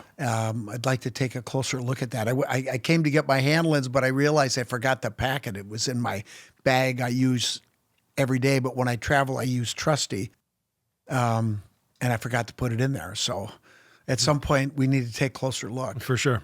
Yeah, very good. Maybe when you come and we do the runestone tour, bring a few of those and we'll go to the lab and we'll stick them under the microscope. Yep. That sounds good. Yeah, I'll do that. Okay. I'd be happy to trade a couple of them for the runestone if anybody is. You got to talk interested. you got to talk to Darwin about that. Okay. All right. Yep. Darwin will be going like this. Perfect. But they're wild, and I mean, some of that age you can't fake on those things. You know? So it's pretty interesting. But hey. Yeah. We might be able to work out a deal to get another cast made, because when we took the runestone to Sweden, for the exhibition and then up to Helsinglands, the museum said, well, okay, if we give you the runestone to go to Sweden, what are we going to display? Well, it's gone. And so I I found an artist, and he made a cast, and we paid for the cast. And we had 4 casts made. Of course, we've got one. And then Dick had one. I don't know where his ended up. We gave one to Henrik Williams, the moderator of that debate I was telling you about that got crazy. Yeah. And then the museum had one. And so when it was all said and done, and I paid off the artist, and this was back at a time when the Runestone Museum Board of Directors was challenging, to say the least. Those guys are all gone now. This is 20-something years ago. They wouldn't pay the bill. And I said, well, then I'm keeping the cast. But I also said to Darwin, Darwin, I will never make casts and sell them. I will only make casts for people that are worthy or that are doing serious work. Yep. And so the only other cast I made was for Darwin, Okay. because I figured the family should have one. You know what you can do, if you want to be able to make casts or print it up whenever you want to, we can do a CT scan of it. You could do a CT scan of it or a structured light scan.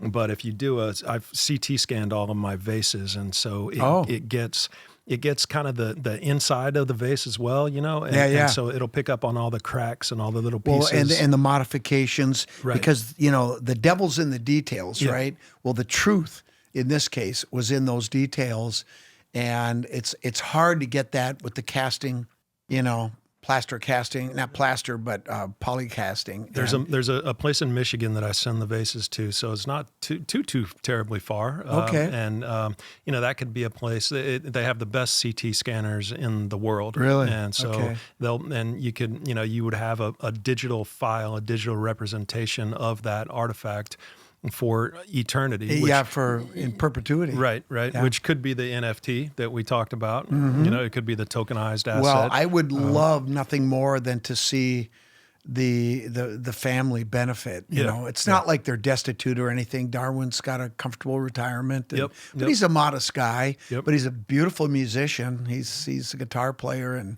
you just don't see it in him. His personality doesn't seem like he'd be a guy that rocks out, but he does. And he's 80. I think he just turned 83, but he's in great shape. Okay. And so Cool. You'll love him. Awesome. He's the kind of guy you want to fight for. And he's like, oh, shucks. He's kind of that kind of guy. Yeah. Cool. But he's sharp. Love it. So I think maybe the Newport Tower is a good place to go. Are you next. ready to go down that rabbit hole? I'm ready, man, because this place is wild. Yeah. Well, yeah. I mean, the Newport Tower is sitting in at the top of the hill, overlooking Narragansett Bay, in a place called Truro Park, and the first mention of the tower is in the first governor of Rhode Island's will, Benedict Arnold, not the traitor. It's the grandson or the grandfather or great grandfather of the traitor. But anyway, Benedict Arnold wrote in his will a year before he died, in 1677. He was referring to his property, and he used my old stone mill as a reference point.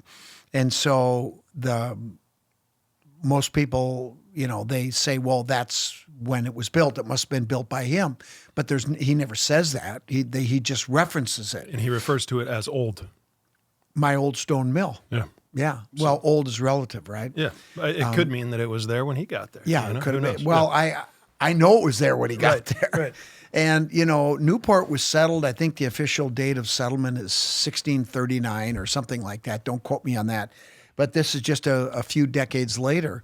And but we know that it was there for a number of reasons.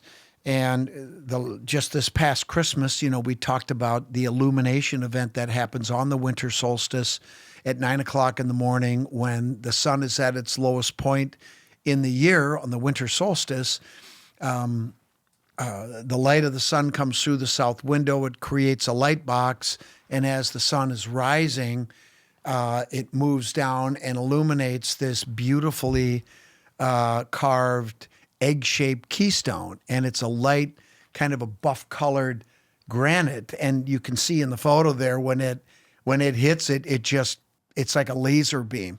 But from an allegorical standpoint, what we have here is the sun, which is typical in mystical circles referred to as a male deity. And it's going inside the womb of this structure, if you will, and it's illuminating an egg that's implanted inside the womb of this structure. And remember I told you about the megalithic dimensions of the runestone? If you measure it diagonally across, it's exactly 1 megalithic yard. If you measure the longest point, longest dimension, and the width and add it together, it's 32 point whatever inches. It's exactly 1 megalithic yard. On the outside, back to back, and notice how it's not at the top of the archway. Normally, when you put in a keystone, it's to function as a structural support for that archway, right? And it's up in the middle. That's where it's designed to be, but it's not there in this archway. And I've made the argument no medieval self-respecting stonemason would do that, right? It should be in the middle, but it's not. And so when does that stone light up? It's lighting up on the winter solstice, the shortest, darkest day of the year, at exactly 9 o'clock in the morning. And I made this discovery in 2007. And I have to give credit to Jim Egan, who has a shop literally on the other side of the street there, who is a photographer. And I was actually attending, and Janet was with me, we attended a presentation that he gave of his beautiful photographs of Newport 2 months before this, in October of 2007. And he happened to catch the light going on the keystone. And he said, hey, look at this. This is really pretty. And when I saw it, I went, wait a minute, go back. And I just interrupted his talk. You know, I couldn't help myself. And I said, Jim, when did you take that? And he's like, well, it was around Christmas time. And I knew right away what it was. And so that's why I went with my friend David Brody, and we documented that. And we had a very interesting experience, as you now know. Yep. But this is important, because why would you do that? If this is a windmill, as everybody claims, and that's the standard narrative, just like the runestone is a hoax, I mean, you can't say this is a hoax. There it is, right? Right. But the architecture is spot on. Knights Templar round church architecture. And the best example I can think of that comes to mind that's still in really good shape is Cambridge Round Church in Cambridge, England, that was built by the Knights Templar around 1300. And it is, it's got 8 round columns. It's a 2-story structure sitting on a round stone cylinder with Romanesque rounded arches between the columns. And it also has a 1st-story ambulatory. Now, if we took a look at just the runestone from if we could look at the picture behind, at the top of the columns, you see those ledges? If you go 13 feet directly off those capstone ledges, those columns, you hit the sidewalk. Now, in 2008, there was a salvage archaeological dig that was done by a company called Chronognostic. I can't think of it now. But anyway, they did a salvage archaeological dig on May 31st of 2008 when they replaced what used to be an asphalt sidewalk with concrete, that concrete. And what they did is they gave them 1 day to do a salvage dig. They opened up 4 pits, but 2 of them were off the north column and the northeast column. And exactly 13 feet off center from both of those columns, they found remnants of a wooden post, a vertical post. One was 10 inches in diameter, the other one is 14, I think. And it was wood, and this is classic, old wood.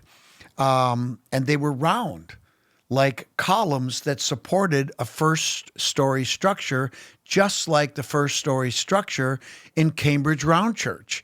And those capstone ledges that you see at the top of the columns, right where the arches start, served as a structural support for beams that went out to those wooden columns. Wow.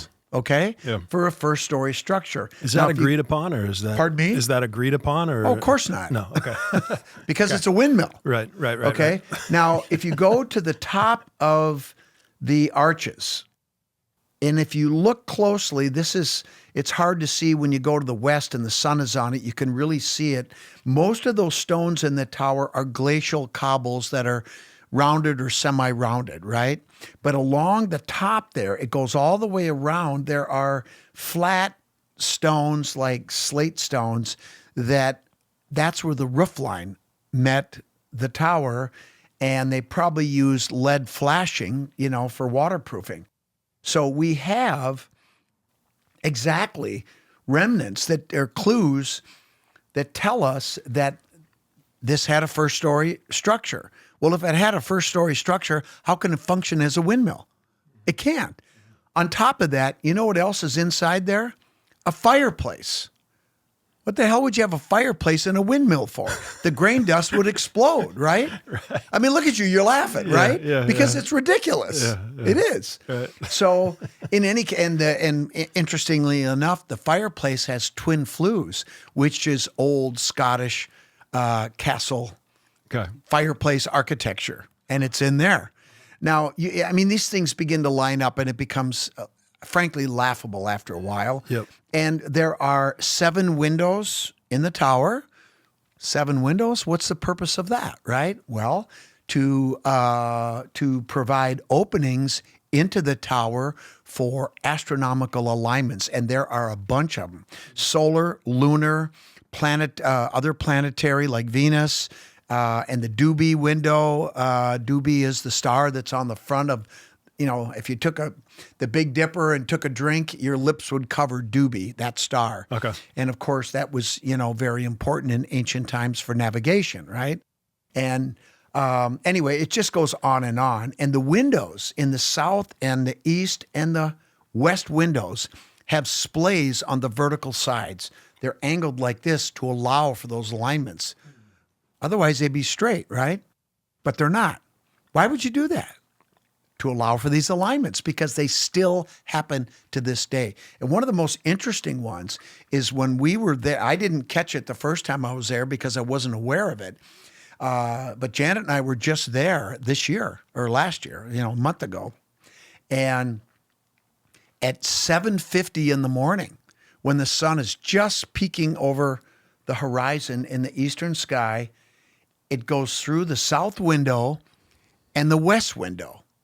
And that's one of those alignments. And if you stand down the street, you can see that alignment happen. And when you take pictures of it, you get this beautiful spray of light. It's just incredible. And then the light box moves down and it illuminates the egg at 9 o'clock. So when do you think this was then in the 14th century? Well, we know that they began to lay out the alignments because we have in the Cremona document material we haven't talked about yet. It says that in 1368 they started laying. They put standing stones and sticks up to capture the alignments within a circle of stones on the ground. So they created an artificial horizon so that they could mathematically document these alignments on the ground first, then they built the structure. So we think that construction probably ended around 1400 or maybe a little bit before that. But it was constructed between 1368 and 1400. Wow. And it's been standing ever since. And there it is. So is this is the biggest structural proof of the Templars' presence in America prior to Columbus that survived. That we know of, yeah. So, yeah, absolutely. And, every single aspect of it screams Knights Templar. Now, the other thing that we know, and I talked to you a little bit about Brad Lidge, the former baseball player who's now an archaeologist, who was a guest on my show in our 4th season when we did an episode that included the Newport Tower.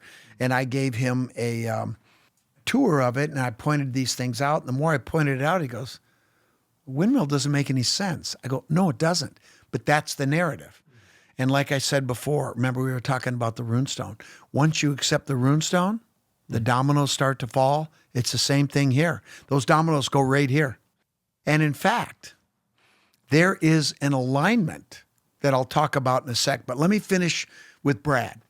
Good. So Brad became extremely intrigued to the point where, as now, since he's retired from baseball, he's a professional archaeologist. Well, he's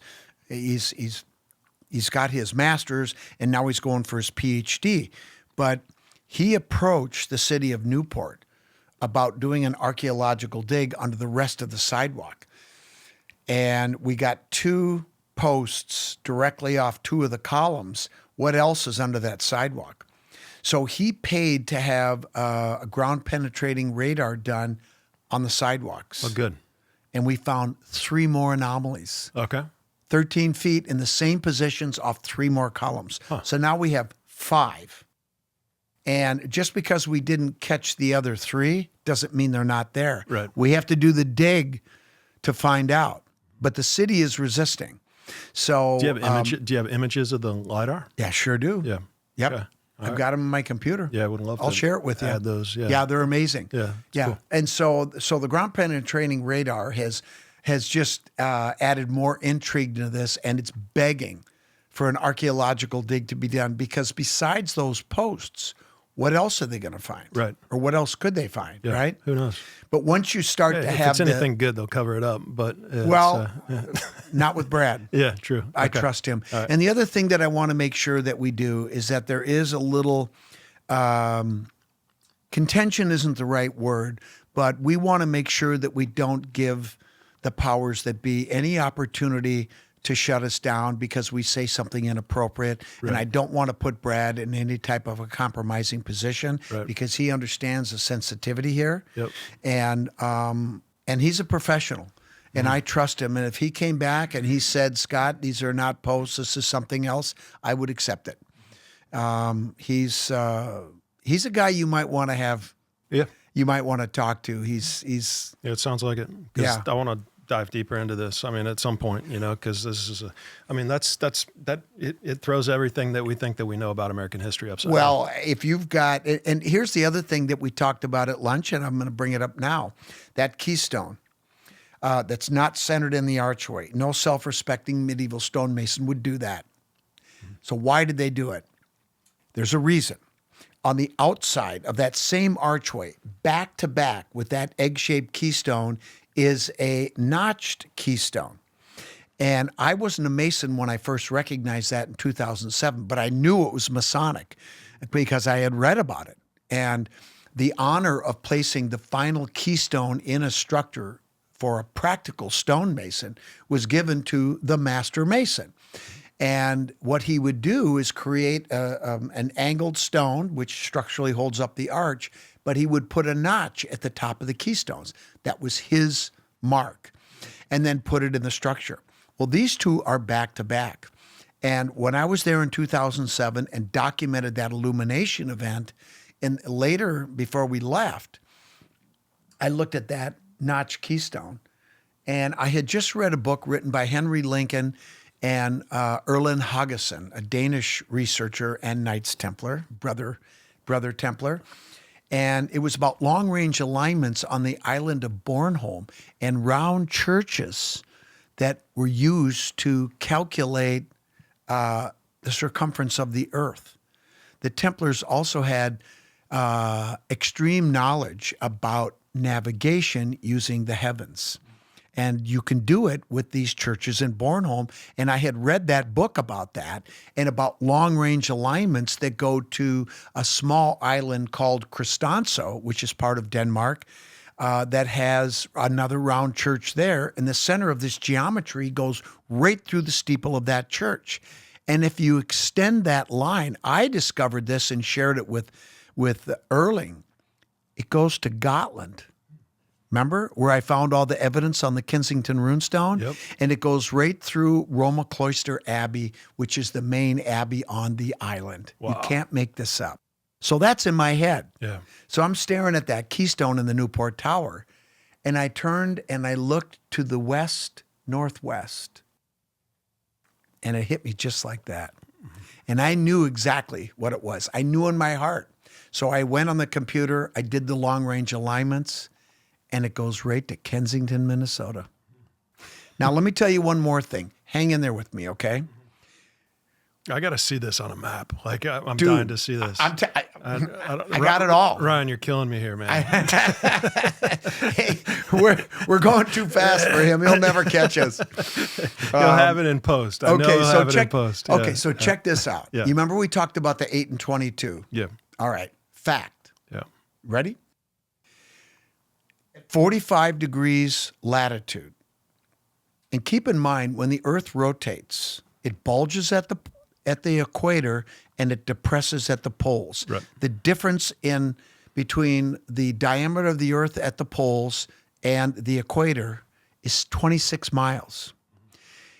And at 45 degrees is the only place where it's the actual correct diameter of the Earth. You follow me? That's not tough.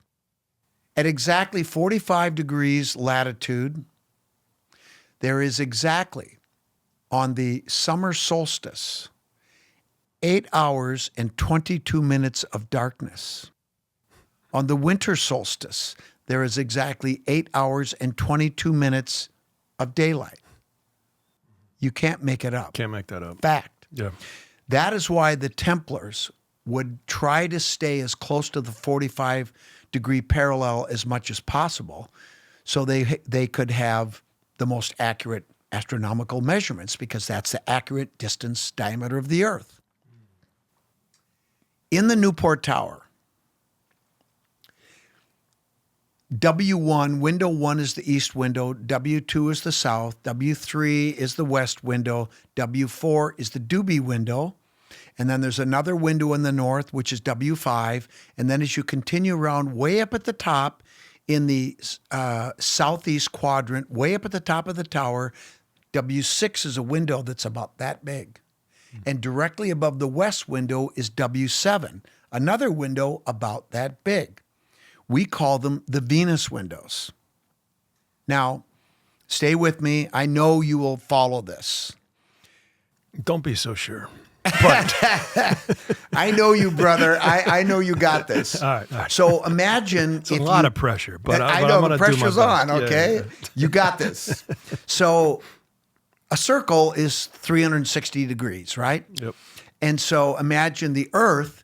One day's rotation is 360 degrees, which takes 24 hours. hours. Right. So if you multiply 24 by 60 minutes, you get, I think it's 1,440 minutes. That's correct. Yep. Okay.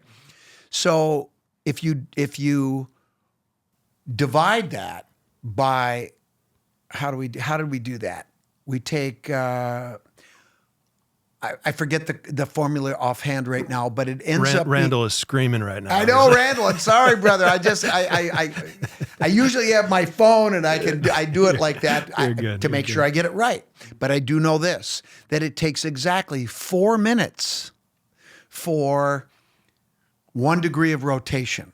So 360 degrees times 4 will give you minutes in a day, which I think is 500 and something. Okay. Something like that. Okay. But you get the point. So between W6 and W7 at the top of the tower they are exactly on a 360-degree circle, which is the top of the tower, 125.5 degrees. Multiply that by 4, and it'll give you the number of minutes it takes for the rotation from W6 to W7. And I will tell you what it comes out to be. 8 hours and 22 minutes. Exactly. Okay. Now, from W7 to the doobie window in the north is 125.5 degrees. 8 hours and 22 minutes. So we have 8 and 22 encrypted in the Newport Tower twice. Now, you could make an argument that that's a coincidence. One time, I wouldn't buy it. But some people would make that argument. Good luck twice. And I just told you it's connected to the Kensington Runestone. And what do we have in the Kensington Runestone? 822. 8 and 22. Now, without going down the rabbit hole too far, in people that, when I explain the long range alignment, people are going, no way in hell that's bullshit. Really? Well, you know how you do it?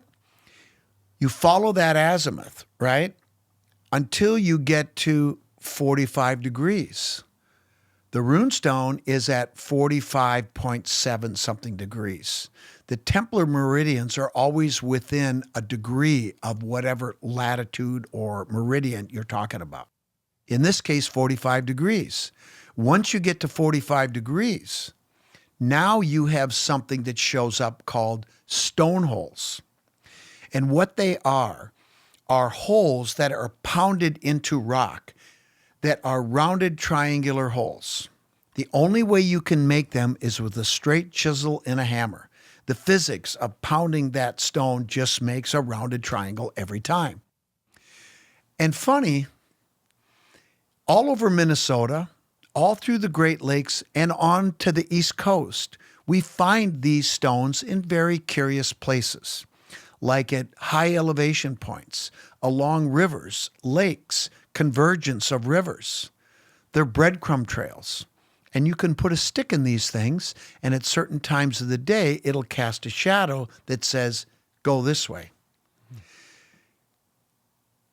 Within a certain area at 45 degrees, that we have already documented 72 of these. And what we think is once you get to 45 degrees, following that azimuth, then you start looking for stone holes, and they will reel you into the Oman Farm.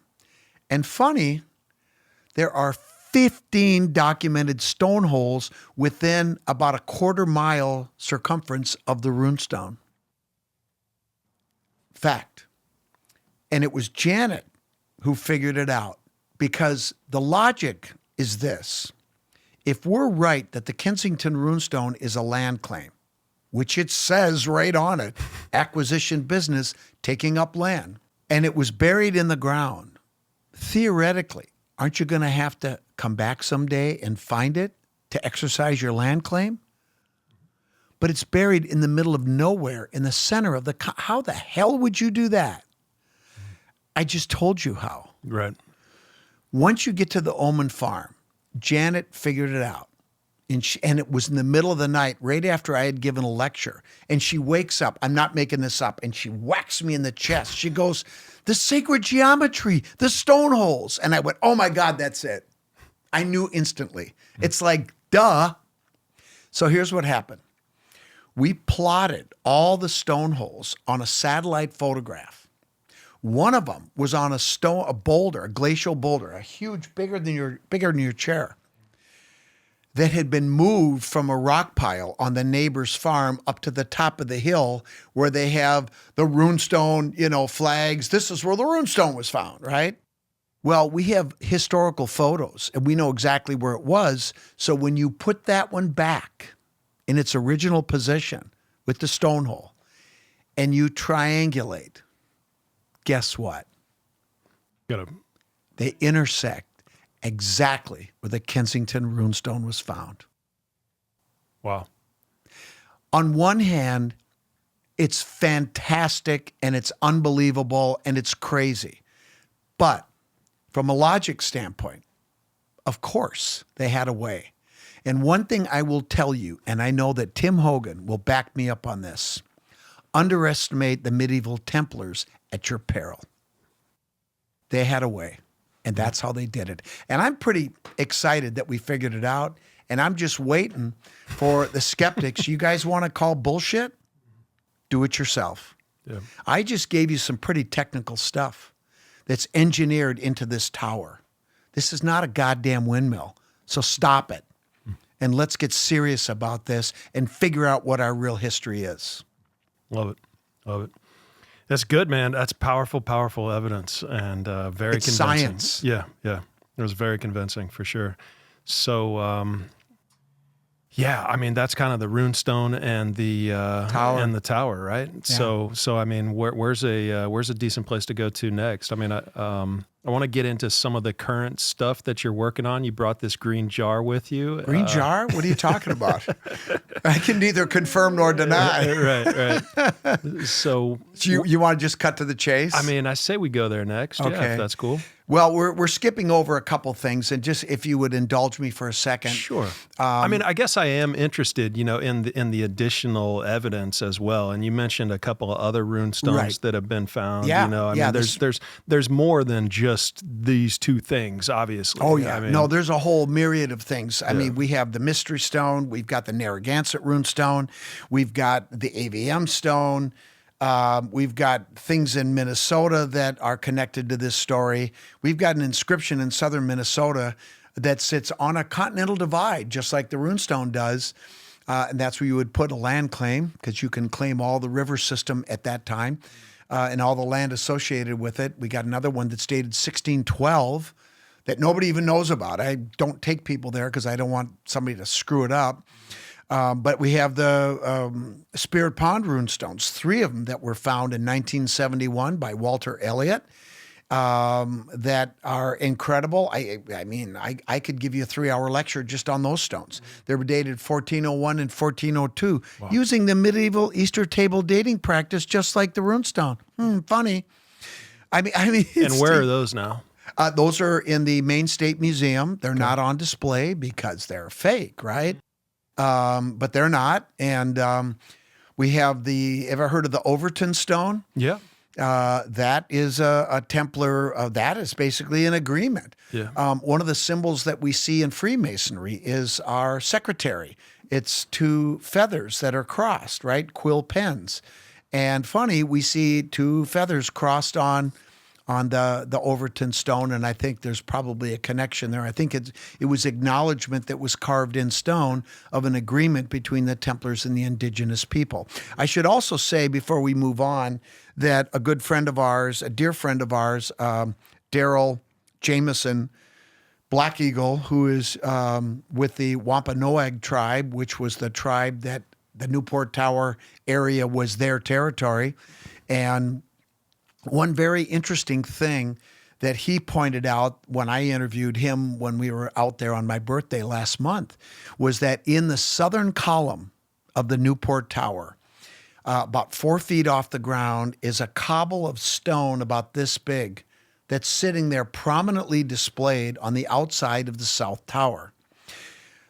That stone is Cumberlandite, which is the state stone of Rhode Island. And that particular stone only occurs in 2 places in the entire world. One is at a location in Sweden, ironically, and the other is in Rhode Island, not too far north, maybe 20 miles or so due north of where the Newport Tower is. It's a very sacred stone because it's highly magnetic. I mean, you get a magnet near it and it'll just grab it. That would have been very sacred to the Wampanoag tribe. At least this is what our indigenous friends said. And of course, we've talked at great length about the interaction between the indigenous people and the Knights Templar, that the Templars couldn't have even set foot on the land unless the natives let them. And what we now know is that all indigenous tribes are matriarchal. They venerate the sacred feminine. And I told you that the secret tradition of the Templars is they were not Catholic. They pretended to be Catholic. They actually venerated the ancient goddess as well. And so this became a point of agreement. This is important. This is sacred.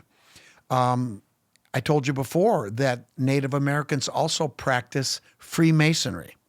So they bonded through ritual and intermarriage, and they formed a deep spiritual bond. And Brother Black Eagle said to me, he said, Scott, I can't tell you this verbatim, but I know for sure that there's no way that your Templars would have been able to build that tower unless there was some type of an agreement with our people. He said, we had over 100,000 people living there, and you weren't going to do anything unless we gave you the okay.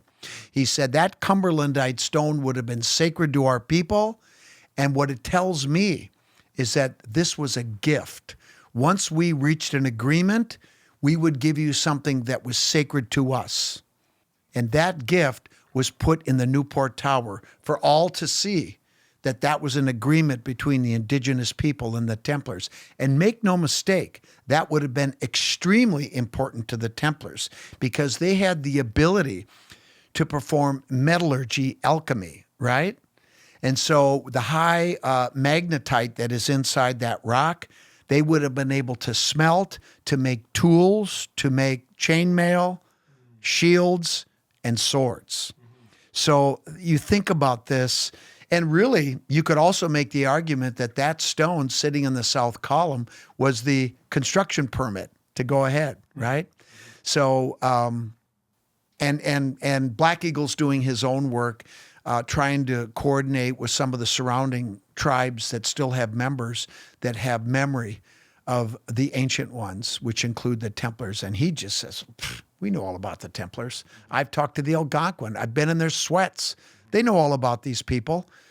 And we also have to remember that they helped us form this republic that we now call the United States of America. And that story is told in my latest book called The Greatest Templar Tale Never Told, the Sinclair Weems Journals. And I just, I want to promote that, obviously, because the book actually is officially released on February 13th, next month. Oh, it's coming up. And but I've been selling them off my website, and people love it. It's it's not me that wrote this. These are journals that came to me from a woman who discovered them in a small genealogical society in Tennessee. And basically, it's 20 books that chronicle the story of Earl Henry Sinclair, who came over here twice. Well, actually, he came over 3 times, once when he was 8 years old, and then later in 1395 and 1398 with 8 ships. Let's pause for a second. Yeah. Before we go down that, because that's a deep one. I'll cover it quickly. Yeah, because I want to get to the green jar. Yeah, for sure. Me too. I just have one question. The 3 stones that are they're sitting in a back room of this museum, and they're Spirit Pond Museum, or Spirit Pond is the Maine State Museum. Okay. The Spirit Pond runestones. Yeah, and they all have the hooked X on them. Okay, and so they're just sitting there, and this museum owns these things, I guess, or whoever. I think they were donated. Walter Elliott was an interesting guy, and I don't want to go down the rabbit hole too far, but he eventually committed suicide, and I think his family donated him to the Maine State Museum. Okay, don't quote me on that. Okay. Yeah, there's the backside of the inscription stone. And so, if you could study these things, or I've looked at them. You've looked at them. There's the map stone right there. Okay. Do you see? So on the upper left, that is where the Kennebec River flows into the Atlantic. Uh-huh. And then you go around that little round thing, and you see that body of water. That's Spirit Pond. It's right next to the river, and it was actually found where it flows into the Atlantic. Now, that word that has that star symbol, that's an H. The word is hob, which means harbor, and so they probably anchored there when they came over. On the right, it says takes 2 days, and an arrow pointing to the right. And in the lower left, that word says Vinland, takes 2 days. And see the lollipop symbol? You know pentatic numbers. Come on. Yeah. Matt, yeah. Oh, that's right. a 10. 10, right. Yes. And obviously. a 1 and a 1. Uh-huh. So 10th column, 11th row. That's another way you can use the Easter table. Okay. That's 1401. Oh, Okay? That's how you do it. Now, what's interesting, and that word on the lower right with the hooked X, there's a bunch of hooked X's on there if you look. That word means map. Now, the Kennebec River does not flow east-west. It flows north-south. So you have to actually, north is to the left. East is at the top, which is consistent with many medieval maps, because the east is Jerusalem, which is the center of the world, right? So they put it at the top. And you'll notice these on something called TO maps, but I won't go down that rabbit hole. Okay. So what you have to do to properly orient this is rotate it 90 degrees to the right and put north at the top. So now it's pointing to the south, right? Yep. And what did the runestones say? Vinland. What did the Vikings say? Vinland, the northeast coast. Narragansett Bay is by far the best navigable harbor on the east coast of North America. So this is telling you where Vinland is. Vinland is Cape Cod, Narragansett Bay area. 2 days sail. That's about what it takes to the south. Wow. Wild.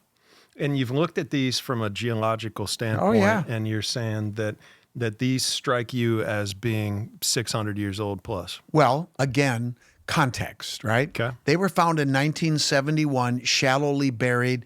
And actually, the way that Wolter found them, he was looking for artifacts and clams around the Spirit Pond. And I've been there. I know exactly where he sat down. And he said he sat down to smoke a cigarette. And he looked down and he noticed a rock sticking out of the ground that had some symbols on it. And he dug it out, and it was all 3 stones. Actually, there were 4. Another one was a pendant that is pretty interesting. It's got some symbols on it. There's Wolter right there. And is that in the museum? Yeah. The pendant as well? There's a pendant right there. Yep. Yeah, I think it is. Yep. Okay. Yeah, So took that's pictures the of guy it. that found That's them. my picture on the lower right there. All those pictures are mine on the right.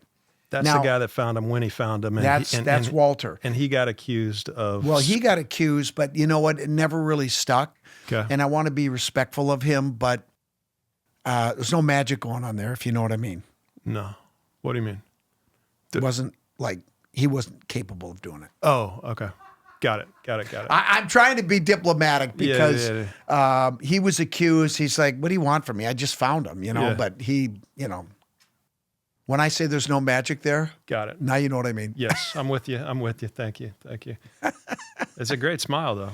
He's got a great smile. Well, they said he was a real likable guy, and he was proud of the stones, and Those look he old, stood by man. his story. I mean, that looks old. That looks like it was scratched in a long ass time And ago. that's a volcanic rock there. So that took a lot of work What on is the it? Is it pendant. basalt or what? Yeah, it looks like it might be basalt. I forget now. I'd have to look at it again. It might be a metabasalt. Might be, and then that that's a greenstone. That's a metabasalt in the upper left, and that's the map side. You flip it over on the upper right. See all those symbols there? Yeah. The word on the top of that stone in rune says Miltaki, which means good land, which is the root word of Milwaukee. And you see a fish, a duck, a deer. That's an eel on the far right. And then you see a native face, a native in a canoe, a bow and arrow, a skin underneath that. But here's where it gets interesting. If you zoom in close on those 2 symbols at the bottom, you see what looks like a ladder. And that ladder is actually a different form of pentatic numbers. So you have a line like this, and a line on both sides is 10. And one on the opposite side is 1, and one going this way is 5.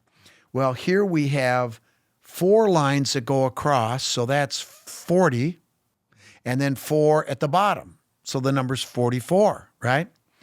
The symbol on the left is an X like this, but it's got an arc that goes across like this. Never seen that symbol before. Nobody knew what it was. I found it. I found it on a medieval astrolabe. You know what an astrolabe is? It's a navigation device. And I looked at over 600 that were in Oxford Museum in London, and only one has that symbol on it. Okay. And it's being used for the number 40. And what it is a combination of the Roman 10 and the Hindu Arabic 4. If you combine them together, it looks like an arced X. That's what I coined it. What's 4 times 10? 40. 44 degrees. Guess where Spirit Pond is? 44 degrees? 44 degrees. Really? Exactly. I discovered that. Look, I'm a nice boy. I'm an old football player like you. There's no magic going on here. Why is it that we are the ones that are discovering this stuff? Where are the scholars? Right. Why aren't they taking this stuff seriously? It's shameful. Yeah. Yeah. And they consider these hoaxes.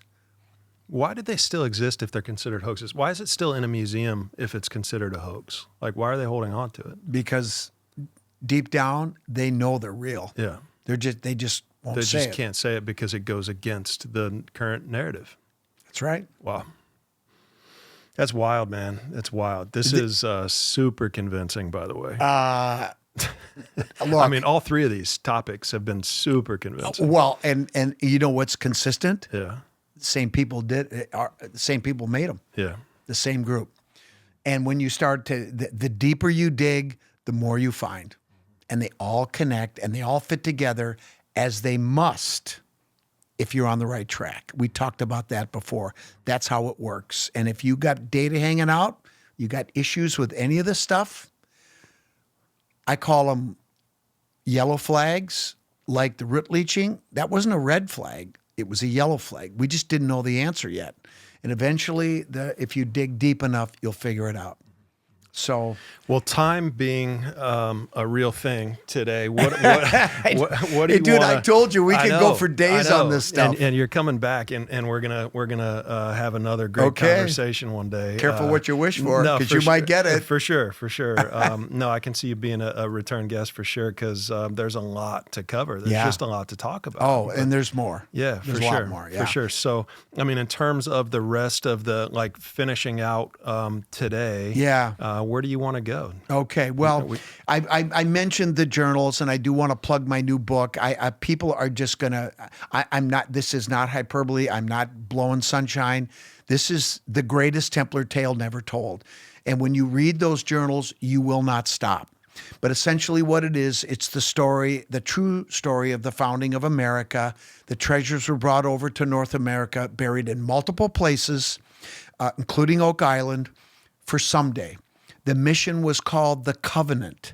We talked earlier about the establishment of a sanctuary where people could live free from the tyranny of the monarchs of Europe, free from the persecution of the Roman Catholic Church, and it was the Knights Templar who suffered from both of them and were suppressed on October 13 of 1307 and disappeared into history. Suppressed meaning tortured and killed. Tortured and burned at the stake. Burned at the stake. Most, I guess, right? Or well, many. actually, no. There were about 12,000 or so Templars at that time, but they only arrested 600 in France, and about 60 of them were burned at the stake. And the rest of them in other places just went underground. They disappeared into stonemason guilds, in other places. But the ones in France that were anchored at La Rochelle, the western port, there were 18 ships.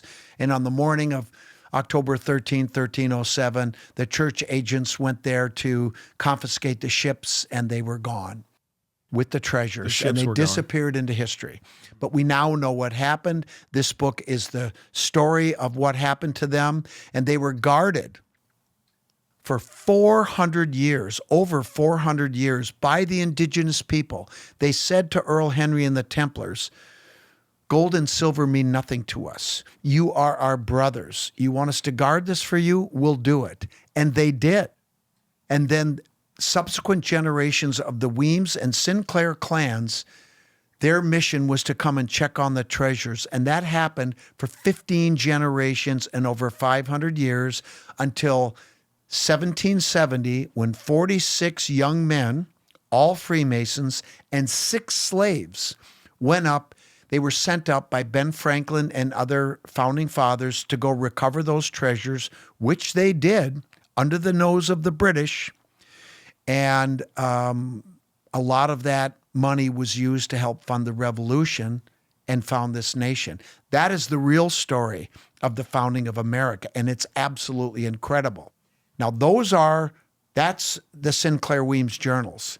There's a whole nother set of documents that's going to be a podcast in itself, and I just don't have time to go through the whole story. But what I will tell you is Don Root, you know what we should do is get him here too. Okay. He's been resistant to do that, but I think you and he would really get along. We'd be happy to host him. Yep. I'll tell you what, in the dictionary, under the word character, Don's picture's there. He is, what a character he is. And every time I have to use his voice, it's just, You read the material, you don't make copies, you send it back, you get the next batch. Oh, God, he's just a beauty, man. But what's happened is he had a friend named Bill Jackson who purchased a document from from a prominent Italian family named the Benvenuto family. Don and I renamed it the Cremona document because we know in the past it spent time in a church in Cremona, Italy. Anyway, these are the records of the Knights Templar that were first began to be documented by order of Grand Master Jacques de Molay in 1304. And over the centuries, they were updated multiple times. The last update was done in 1908. The person that did it was named Cliffus Lucinius Jarbo, as every other scribe that updated the records was named. Obviously, it's a pseudonym, right? The person that's keeping track of the Templar treasure sites and records is probably going to be an interesting cat to certain parties, like maybe the church. So their identities had to be protected. But this Cliffus... Unless you like being burned at the stake. Pardon me? Unless you like being burned at the stake. Yeah, right. Yeah. Or tortured and interrogated, Yeah, and who knows what they would do. Yeah. So he did this work in 1908, according to the documents that we have. And a lot of the documents that we now have that Bill Jackson left for Don, and Don has given to us. Janet and I now are the stewards of this material. And there's a lot. We have hundreds of pages of documents and maps and letters and encrypted messages and invisible messages, which I'm going to show you. The long story distilled down, Bill disseminated this material to his colleagues in an agency that he and Don worked for, that did work for our military. These guys are heroes in my mind because they knew the work they did would never be known, would never be publicly revealed. They got paid for their work, but it was dangerous, and some of their colleagues did not survive the work they did. That said, when Bill realized that he was dying in 1994, he sold the document to the Vatican, or so we thought. He did sell some of the documents to the Vatican, but what he did is he took photographs and he left them with one of his colleagues who, when he passed, his estate gave it to Don because there was a letter from Bill that said, I want this material to go to Don. He was my best friend. He was the only one that took this research seriously with me, even though Bill only told him a fraction of what was going on. And so all this material was left to Don. And Don was the youngest of the personnel. And he said, I think he will outlive us all. And that's exactly what's happened. He's 83 years old now, but he's in pretty good shape. And so he gets these documents. And when an executor of an estate of one of his colleagues passes away, there's a package, there's a box for you, Don. He'll call me and he'll say, I got a box, John Drake died. And we get in the car and we drive out to New York and we've recorded everything. We haven't released any of this to the, publicly yet. But all I can tell you is it's been the most incredible journey I've ever been on.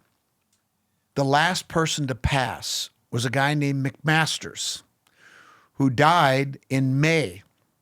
His executor called Don while you and I were at the Cosmic Summit. And I got a phone call while I was giving my main stage lecture. I didn't know it until afterwards. I got a message from Don. McMasters died. I met with his executor and I got a couple things. Boom, off to New York. That was while we were at Cosmic Summit. That's hilarious. We got two things. One was a map, which I'm not going to show you, but I am going to show you the other piece. You want to see it? Absolutely. Okay. Yep. And I have many questions. There are a lot of questions, I'm sure. Yeah. Pull that mic in front of you, or yeah. Oh, sweet. I'm Yeah, gonna thanks. give it to you. Yep. And so I want you to look at the top, Okay. and I'm going to do this from memory. Okay. But you see how there's two sections of strange symbols? Yes. That is Theban. That is one of the alphabets, coded alphabets used by the Templars. That goes back to the 12th century. Now, can you read Roman numbers? So, are you saying that this document then was a recreation of an old document, and Yes. this was created in 19? Well, let me. That's a great question. Okay. But let me explain. Okay. Remember, the updates of all this material was done in 1908. We do have some letters that go back as far as the 18th century, the original letters, but almost all the material was created between 1898 and more recently. I'll say that. This is one of the more recent documents that was generated probably in the 50s. Okay. Now, the start of that. Now I should back up. Hold that. I'm going to give you one more thing. Okay. This is an old piece of paper then, man. That's almost 100 years old. It looks old. Well, it's not super old, but it's 75 years. it's 100 plus years old probably. Now that's one of the encrypted documents that we have, and if you look at it, you can see it's an alphabet.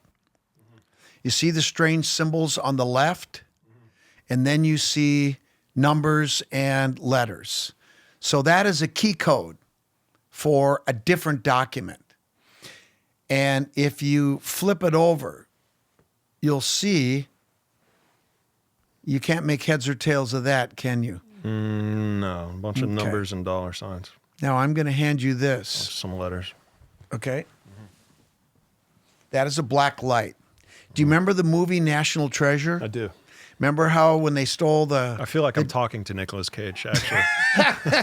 He was sitting behind me on an airplane to Las Vegas shut this up. year. I swear to God. He was Honest? Sitting yeah, I put my chair back because I had a back issue. I had a disc that was out, and I just had to get horizontal. And he switched seats. He didn't want to be behind me anymore after I reclined my chair. Oh, But- funny. Yeah, but nice enough guy. He was there with his wife. Is that right? Yeah, yeah. It Oh, was- so you remember... I what, was just surprised to see Nicolas Cage in first class of an airplane. I figured he'd be did flying you his make a own plane. Declaration of Independence No, joke? I didn't talk to him. No, the real joke would have been Air, whatever that movie. Oh, is. yeah. The one... I know Con it's- Air, Con Air. Yeah, Con yeah, Air, yeah, that's yeah, it. Yeah. yeah. So in the movie, they use lemon juice and heat to bring out invisible messages.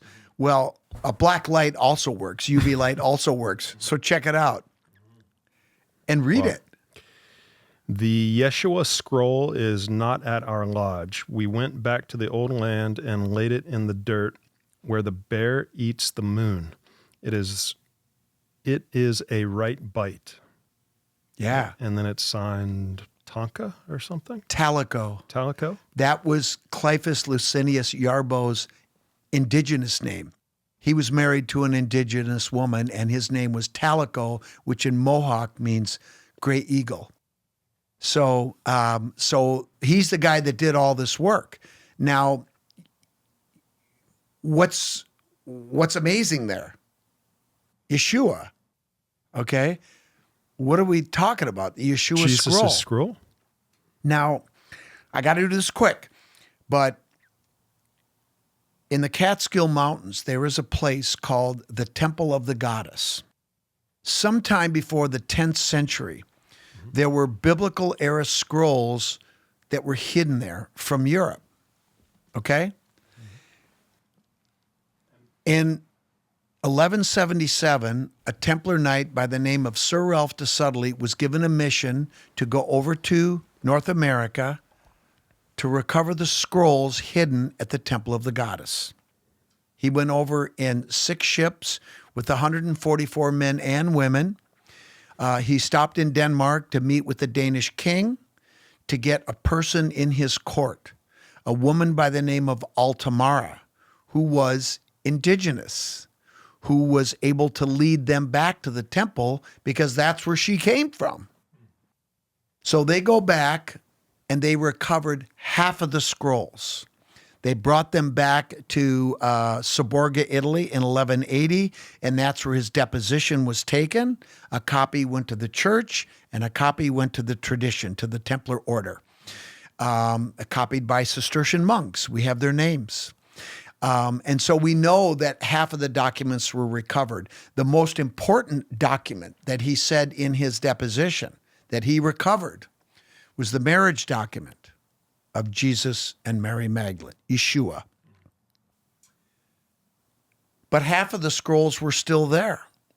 One of the letters we have is dated 1656.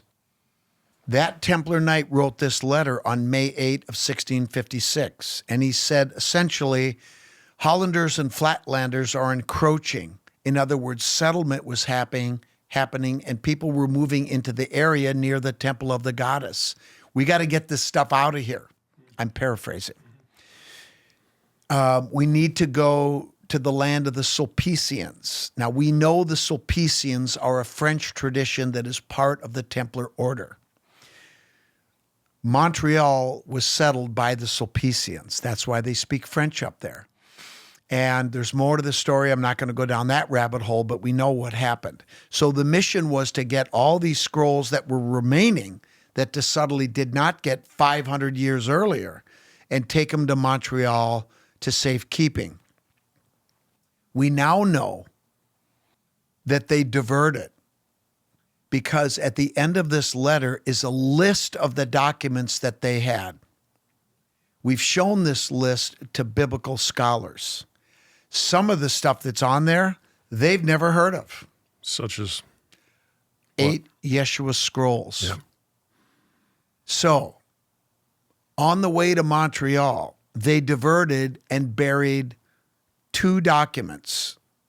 The Yeshua scrolls in one place, and another document called the Book of the Wars of the Lord, which, if you Google that right now, you will see that there is no extant copy known to exist, although it is mentioned in Numbers. So it was known to exist, but it doesn't exist now anywhere in the world.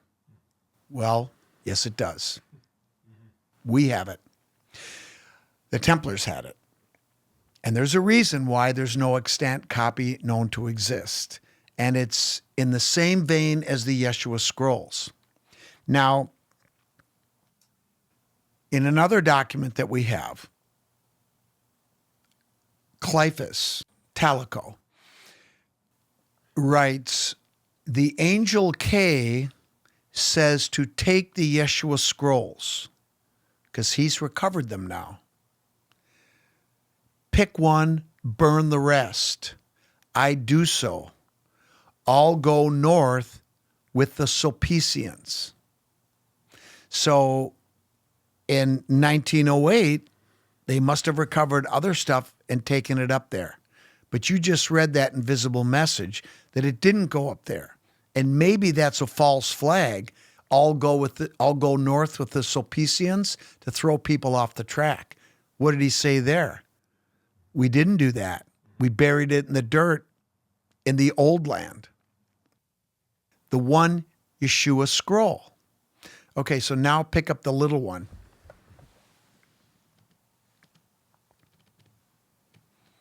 So that message on the top says, due to increasing storms, the order thinks the scroll is not safe now. We rebury on the mainland. It was on an island. Oak Island? No. In a lake in the upstate New York in the Adirondacks. I've been there a couple times. We had to take a float plane to get in there because there's no roads, there's no houses, no cabins. You can hike on trails in there, but the only way really to get in there with anything is a float plane, and that's what we did. So it was moved from an island to the mainland. And what's the date on there? Can you read Roman numbers? I'm a little rusty, but 1633.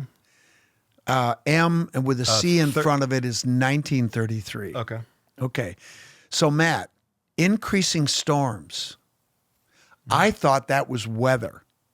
Like, oh, there was a deluge, the water level went up and it drowned, the document in the lake.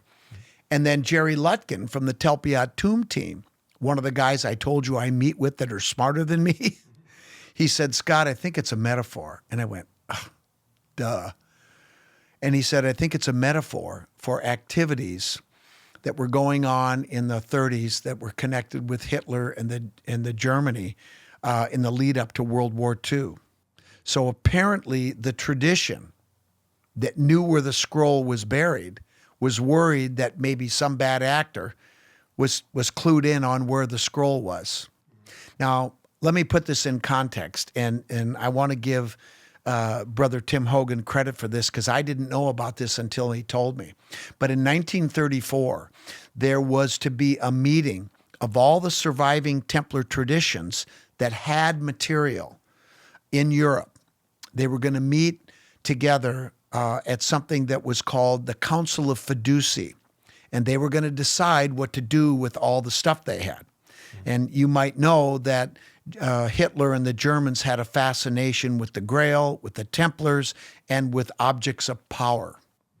Well, the truth is, the Templar tradition has held secrets that go back to the Atlanteans. You've ever heard of the Bell Project? Yeah, sure. Yeah. Anti-gravity that the Germans were working on? Right. You know where they got it? The Templar? Yes. All right. Because not only were the Germans rounding up Jews, they were rounding up Freemasons. Because in Freemasonry, when you go through as an entered apprentice, the first 3 degrees of Blue Lodge, we talked about that, you're being vetted by other orders. And you might be invited into those orders. I know this because it's happened to me. So including Templar orders. So if you round up all the Freemasons, you get the Templars too. And you interrogate them, you torture them to get information. So the Council of Fiducie never happened because of all the crap that was happening with the Nazis. So they came over to America that had not entered the war yet, and they hid their stuff over here, including that. Okay. Now, look at the next one. What that says. Captain Marchand repackages and reburies the scroll. Trees are cut, stumps remain, moss covered. And can you read that date? Is it 1953? 53. Okay. So 2 years later, he went back because obviously they didn't package it right or they were worried about it, and he repackaged it in 1953. So now flip it over and turn on the black light. It says Captain Marchand dies 1973. Yep. Exact location of scroll lost to us with the symbol. Hooked X. Yeah. So when I saw that, Matt, I went, shit. Think about this. If you are a spy Yeah. for Hitler and you get a hold of this document, or you find out that Captain Marchand knows where the scroll is, you might want to have a talk with him, wouldn't you? Yeah. Oh, can't talk to him. He's dead. Well, maybe you want to talk to somebody in the order, right? Oh, we don't know where it is. That's a false flag. Because when I saw that initially, I'm like, oh, God, I'm not going to spend this money to go up there and look for it. But I said, screw it, we're going. But it's invisible ink. This must be important, right? So I think it was designed, if anybody ever found that was a bad actor, that would get him off the scent. But it didn't turn us off. So we went. And the map, which I don't want to show because I don't want to tip anybody off, because in my mind, where we found what I'm about to tell you is sacred. And I don't want anybody going there. So what information was given to us was a map, and there were 4 dots, which turned out to be boulders. And from one of those boulders, there was a line. And next to that line, it said 138 feet and 320 degrees, which I interpreted as an azimuth. So from there, I got my compass and I got 320 degrees and I stepped off 138 feet. Took a metal detector, started detecting. Bing, bing, bing. Dug down into the ground and I found a small aluminum vessel for cooking, for camping, and it was buried. It was trash. Damn it. But because, the azimuth, if you're off by even a degree or two, even after only 138 feet, you can be off by tens of feet. So I went in an arc up on a flatter part of the hill, metal detected, got another hit. So there's a hill too. So it's not even level ground. No. So you're trying to navigate. No, it's uneven topography. Yeah, that's tough. It's kind of coming down towards the lake. Okay. And then it turned out to be a 1950s era Coke can. Okay. So more, swing and a miss, right? Might be worth something. It might be. It had bullet holes in it. They used it for target practice. Okay. Anyway, then we moved over a little bit further, and there was a stump.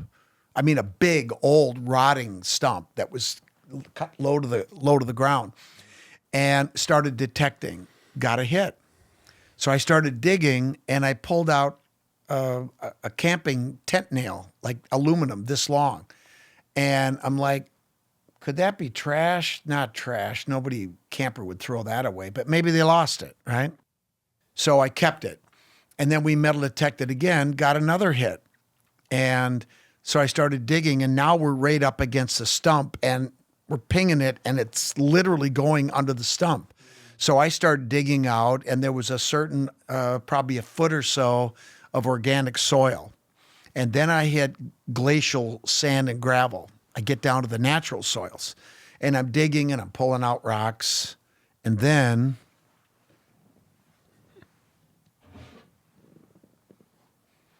the green jar. I hit this and I pulled it out and I went, no way. But in my heart, I said, way. And you can see that photo. Now, if you look on the right, you see that can? Yeah. That was on top right here. It was like covering the top. And How far underground? I'd say 18 to 24 inches. Okay. Between that depth. And if you look close at the top, it's actually sealed with wax. But that tin can was on the top. You can see the wax there in the photo on the right, and you can see it there. You can clearly see it. I took that tent stake and I chipped it off, and there it was. Okay. But that tin can was on top, I think, to be so you could ping it and So you find it, yeah. right? And so, and that actually, we vetted everything that we're about to show you. That tin can actually was a Chung King chow mein noodles can. And I used to eat that all the time. You get the chow mein was in the lower part, and then the top was the noodles, right? Yeah, Well, that okay. was the noodles part. Okay. But remember, this thing was repackaged Did you in were the noodles still good? Did you try them or? Well, I'll take a bite. It's a right bite, right? Yeah. Well, anyway, Gino Palucci started the company that made Chung King chow mein. He was based in Duluth, Minnesota. I played football for the Duluth Bulldogs, and he was one of our sponsors. I knew him. Oh wow. What are the odds of that? Anyway, so that fits, though. That was the 1940s is when he started the company, and this was repackaged in 53. So then we opened it up, and it was filled with sand. You can see the light color there, and it's a very fine-grained, angular quartz and feldspar sand. I took some and I made a thin section. Where do you think it came from? Well, I haven't sourced it yet. Okay. But the point is, a highly angular sand absorbs moisture. And so when I poured it into a sample bag, dust was billowing. It was dry as a bone. That was to protect the documents. Okay. So natural dehumidifier. Exactly. Yeah. Exactly. So then I poured it out, and a long scroll came out, and it was wrapped in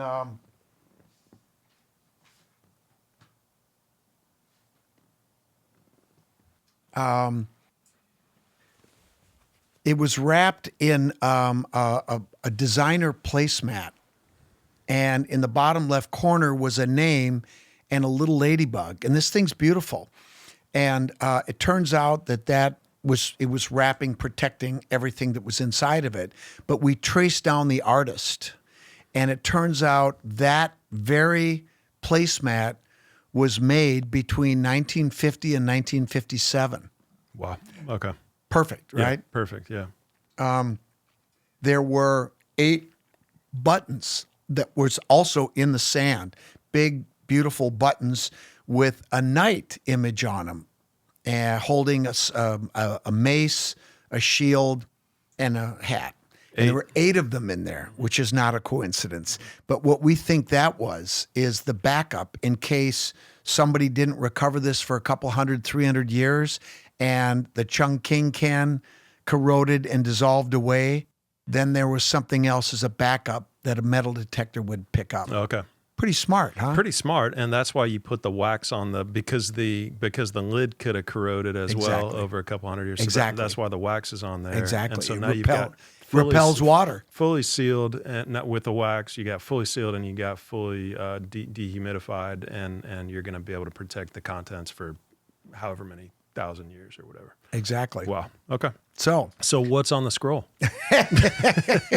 you want me to cut to the chase? No, man. What else is there? Yeah. No. Keep going. Keep going. All right. Well, I have good news and bad news for you. All right. What do you want first? Bad news. Okay. I mean, we're having a good time. Having a great time. And I can't tell you how much I appreciate this opportunity. But we have to be extremely careful because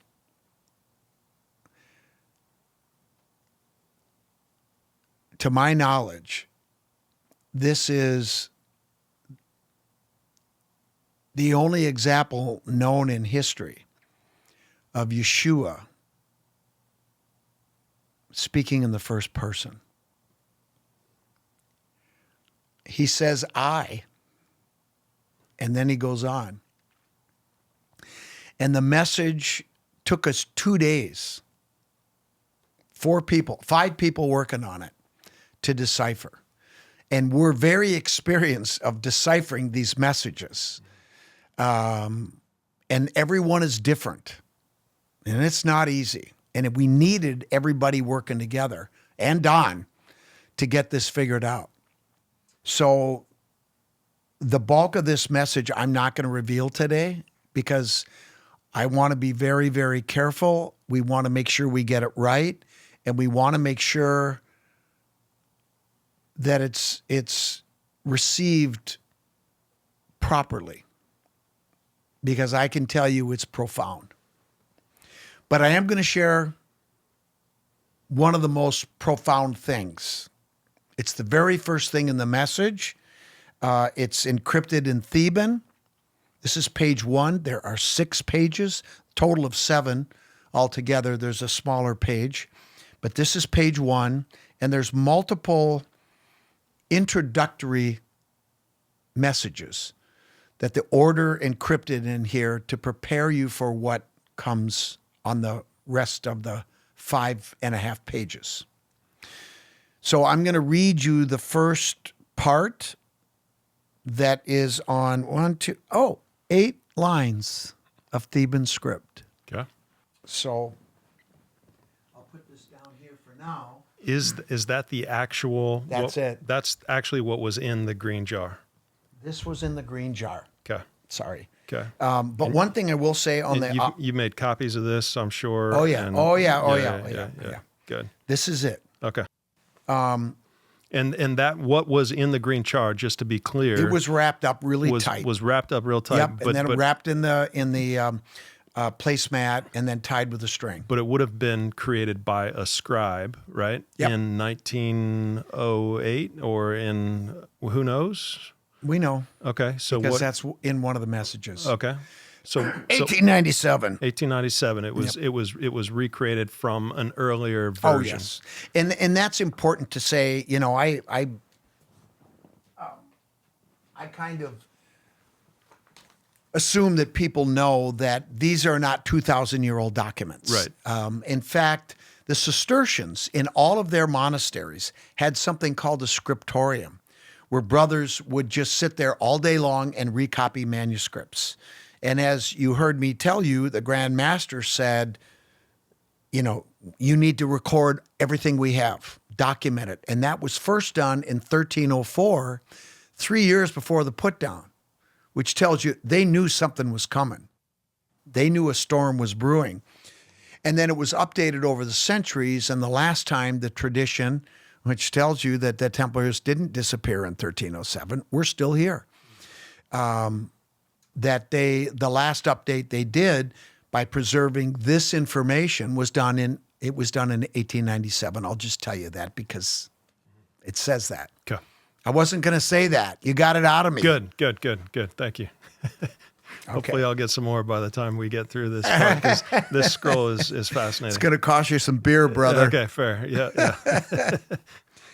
You know, there's one other thing I want to say that I've already talked about that's very important. It appears in the longest message that we had. And we got the cipher phrase pretty quickly. And you need the cipher phrase for a lot of these to put things in order so you can decode the message. But it really becomes the overarching message within all of these documents. And it's beautiful. The power of God is within you. And that's it. And it recurs over and over again. And I'll just leave people to think about that. And think about Yeshua and what his message was with that in mind. And remember, we talked earlier about how that spiritual journey that we all go on eventually comes where? Back here. And so I'll leave it at that. Okay. Yep. Fair. I appreciate it. Okay. In Theban, the very first message says this.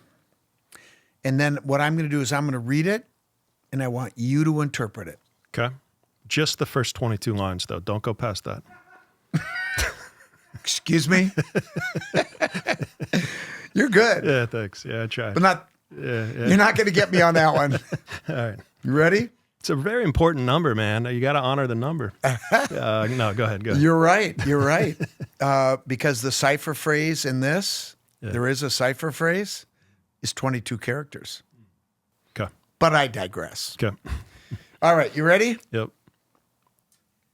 The 325-year compilation of old and new writings is not the infallible word of God, but the fallible compilation of the Roman Catholic Church to support their doctrine.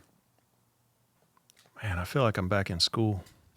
This is so, what are they saying? I don't know. 325, Yeah, that's the part that I'm stumbling on. the Council of Nicaea.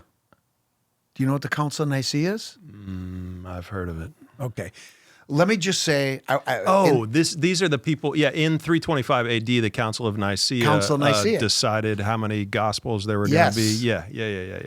The old and new writings Right. are not the infallible word of God. Right. So what they're saying is that back then, and basically, and I want to preface this by saying I'm no biblical scholar, okay? Yeah. I'm not an expert. I know enough to be dangerous, but I want to make that clear. Right. I am not an expert. But I do know essentially that This is when they chose the gospel, basically. They chose which books to include and which books to exclude. Exactly. Yeah. Constantine wanted to consolidate the Roman Empire, which had expanded beyond, his control, basically. And he had two options. One is he could reel everybody in by force or by faith. and he chose the latter. So the Council of Nicaea was a gathering of all the leaders and religious leaders to settle upon a state religion. And so what they did was they took little bits from everybody and writings from certain, biblical documents to create what eventually became Roman Christianity. And that was brilliant in many ways because war is messy and expensive, and this was a better way to do it back then. And everybody got a little piece of the pie, so the religious leaders could go back to their community and say, hey, look what I got, So, but what they're saying is that what is now the doctrine of the Roman Church Is not the word of God. is not the word of God. And it's not the word of Yeshua either. So, And Yeshua is not God. Jesus is not God. The Father is Yahweh, right? well, let's save that Doesn't discussion matter. for Yeah. the next time. Okay, fair. Yeah. I mean, look, I'm not. I just want to make one thing very clear. Yeah. I'm just. This is what we found it. I pulled it out of the ground. We deciphered it. This is what it says. Yeah. I'm just telling you what it says. Okay. Now, I have a right. So you're saying that Jesus himself is saying that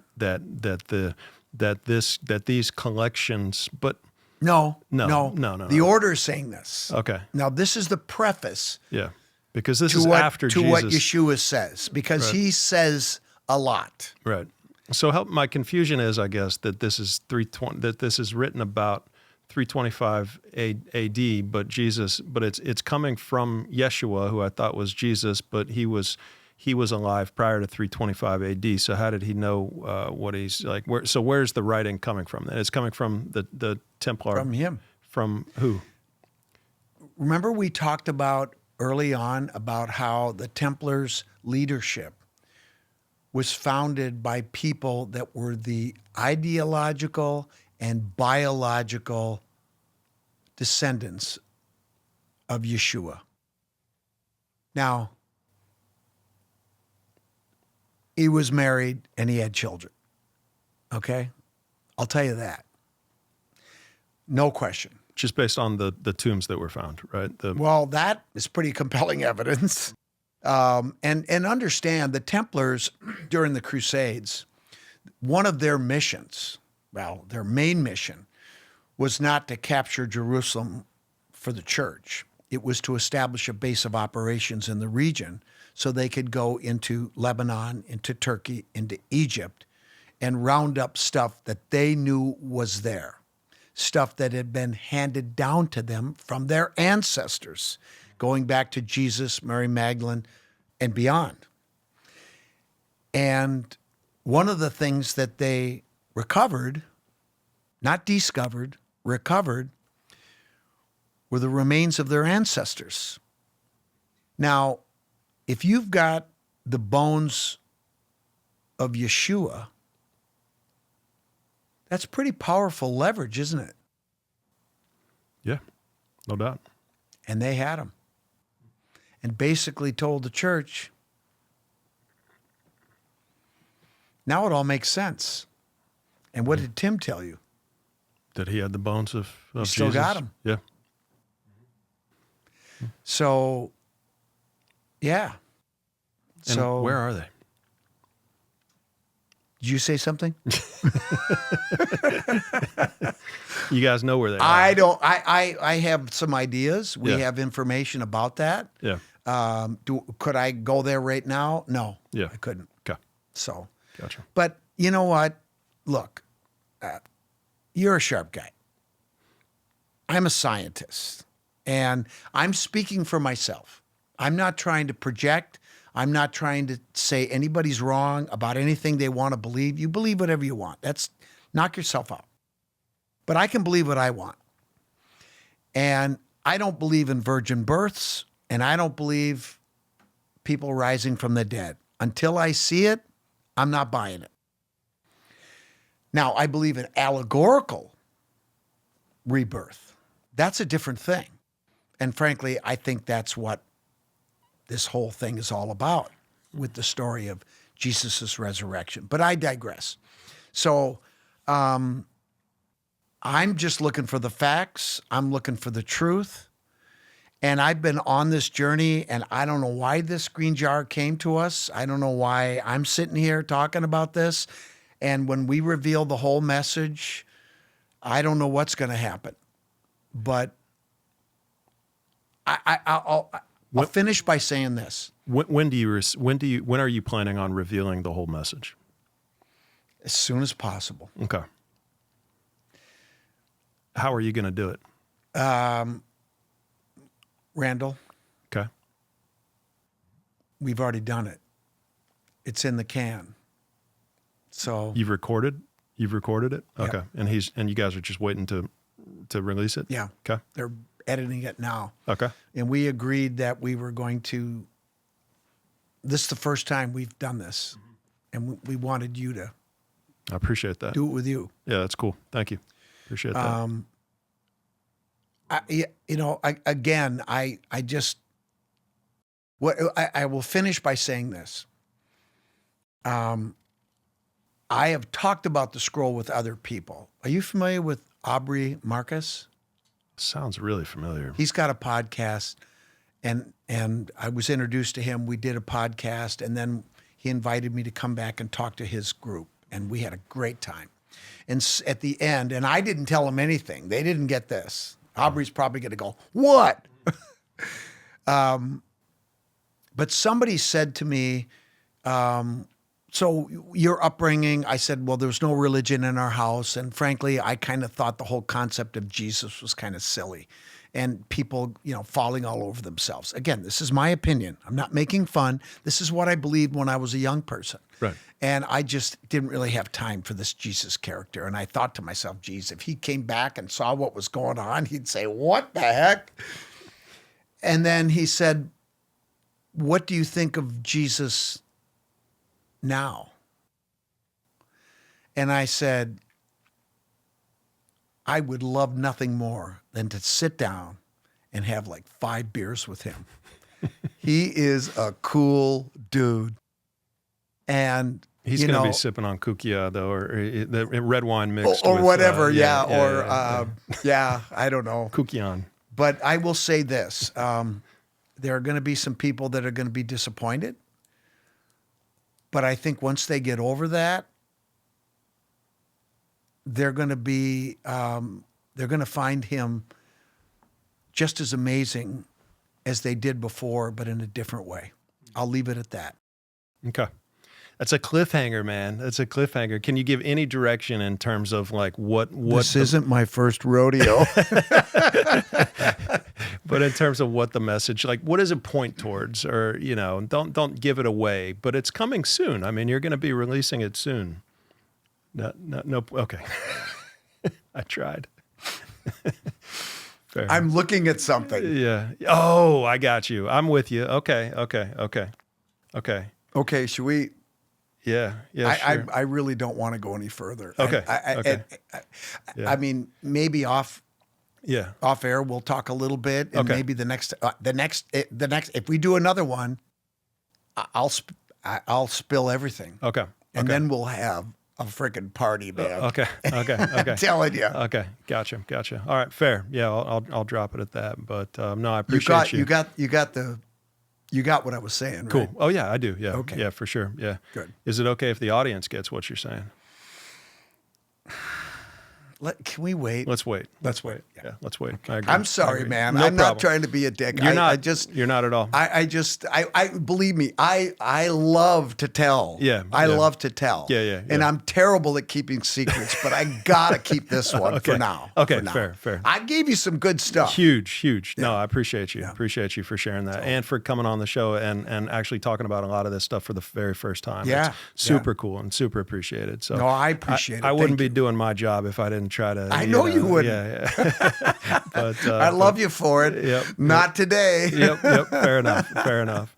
Well, that is amazing, man. I mean, I can't wait to hear about this. I mean, in terms of any update that the audience might be, following you for, or like when can they find out more about kind of this continuation of this story? Yeah. Well, I mean, I would encourage people. Really, this new book that I had, and yes, I'm trying to sell books, but I don't make my living off of books, so that's not why I'm doing it. But I really encourage people to check out, frankly, all the books and Janet's book too. But the latest one really, I think, sets the table for a lot of what we've talked about today, this greatest Templar tale never told. And right now until the 13th, you can pre-order on Amazon. But if you want a signed copy from me, go to my website, which is scottfwolter.com, and you can get it there. I have a blog, scottwolteranswers.blogspot.com. Anybody that writes in, I will respond. And now we have a crew that's kind of redoing all my social media, but I am on Twitter, Instagram, YouTube, and Facebook. And I don't know, they'll probably get me on some other stuff. But we just did an all-day session with Randall. And I'll be perfectly honest with you, I kind of envisioned releasing the contents of the scroll with Joe Rogan. But in thinking about it, there is a big chunk of his audience that is not going to be receptive to this.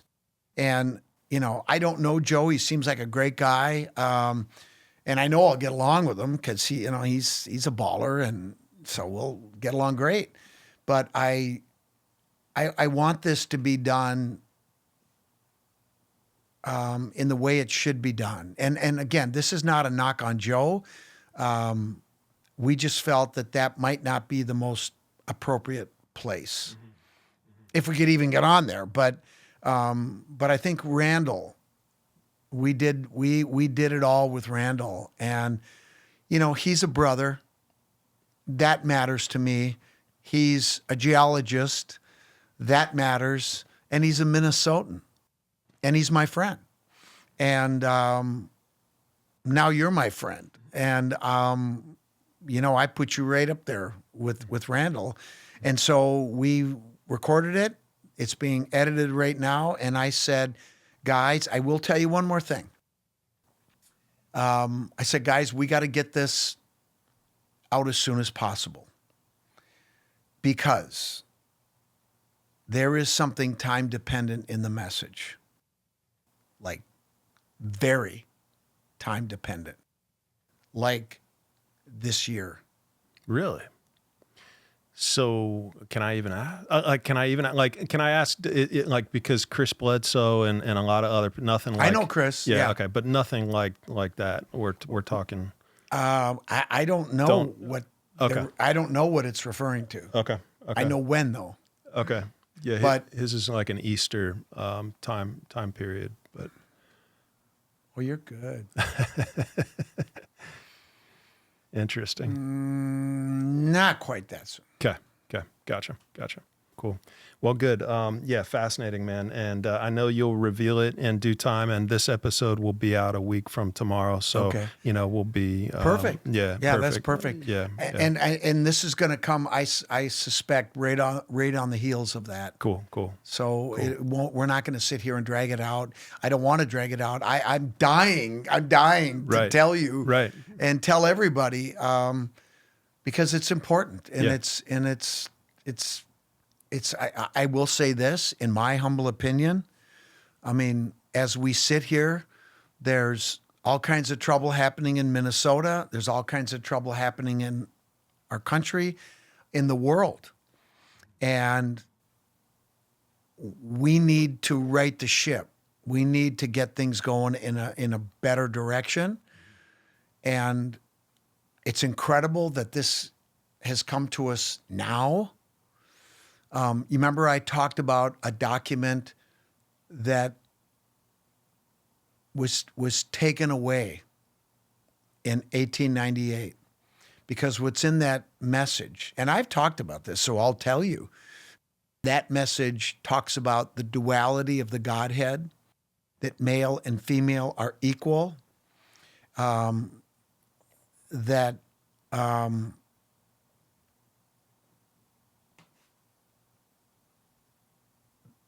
Yeshua was aware of that. He embraced that. The other thing that's in that message is them. No question about it. And so basically what I say to people is, in 1898, was the world ready for a dual-gendered God religion? No. Were they ready for aliens? Nope. That's why they took it. And now here we are, right now, on the precipice of the transition from Aquarius, or from Pisces to Aquarius, the end of the 26,000 year-long cycle of precession. We're living through one of the most profound moments in human history, and hardly anybody knows it. And we're on the precipice of real danger. And so we gotta get our shit together as a species, or we're not gonna make it. And so now this stuff comes to us with this profound message. And so I just say, is the world ready for a dual-gendered God religion? What have we been hearing about for the last 10 years or so? Yeah, right. Is the world ready for that? Well, you know what I say, Matt? Yeah. Ready or not, here it comes. Right. Love it. That's a great way to end it, I feel like, man. That's very powerful. Boom. Yeah. That's a cliffhanger. It's coming. The news is coming. You've teased the hell out of it. I mean, you've provided a ton of just incredible evidence today. I learned it from old girlfriends. Yep, love it. Perfect. As your wife's in the other room. Janet's sitting there. She's like, I got it. Right. I'm kidding, of course. Yes. But I mean, amazing conversation. I've thoroughly enjoyed it. I legitimately, genuinely think that you are onto something significant here, and that the evidence that you're providing on the tower and the everything that you've provided today is just extremely compelling, and it deserves a lot more eyeballs. And so, you come serious eyeballs. Yeah, no doubt. So it's probably not the most difficult decision to want to make a trip to Florida in January from Minnesota. But I'm it was tough getting on that plane. We were sprinting down the jetway. Yeah. But I very much appreciate the effort that it took to get here and to come down and spend time and to, meet me, take a chance on a new podcast and tell your story. So really, you really came cool. highly recommended, brother. Oh, so good. it's been an absolute pleasure. Awesome. And I want to thank you again for everything. I mean, it's, all kidding aside, for you to offer us this platform. And I know a lot of people are going to hear this. It's an honor. So thank you. Cool. The feeling's mutual, my friend. So we'll do it again someday. And until then, just keep on doing what you're doing. You're opening a lot of eyes. So very much appreciate you. Thank you. Yep. Awesome. Beer time. Perfect. You can have all my beer. I quit drinking. Okay.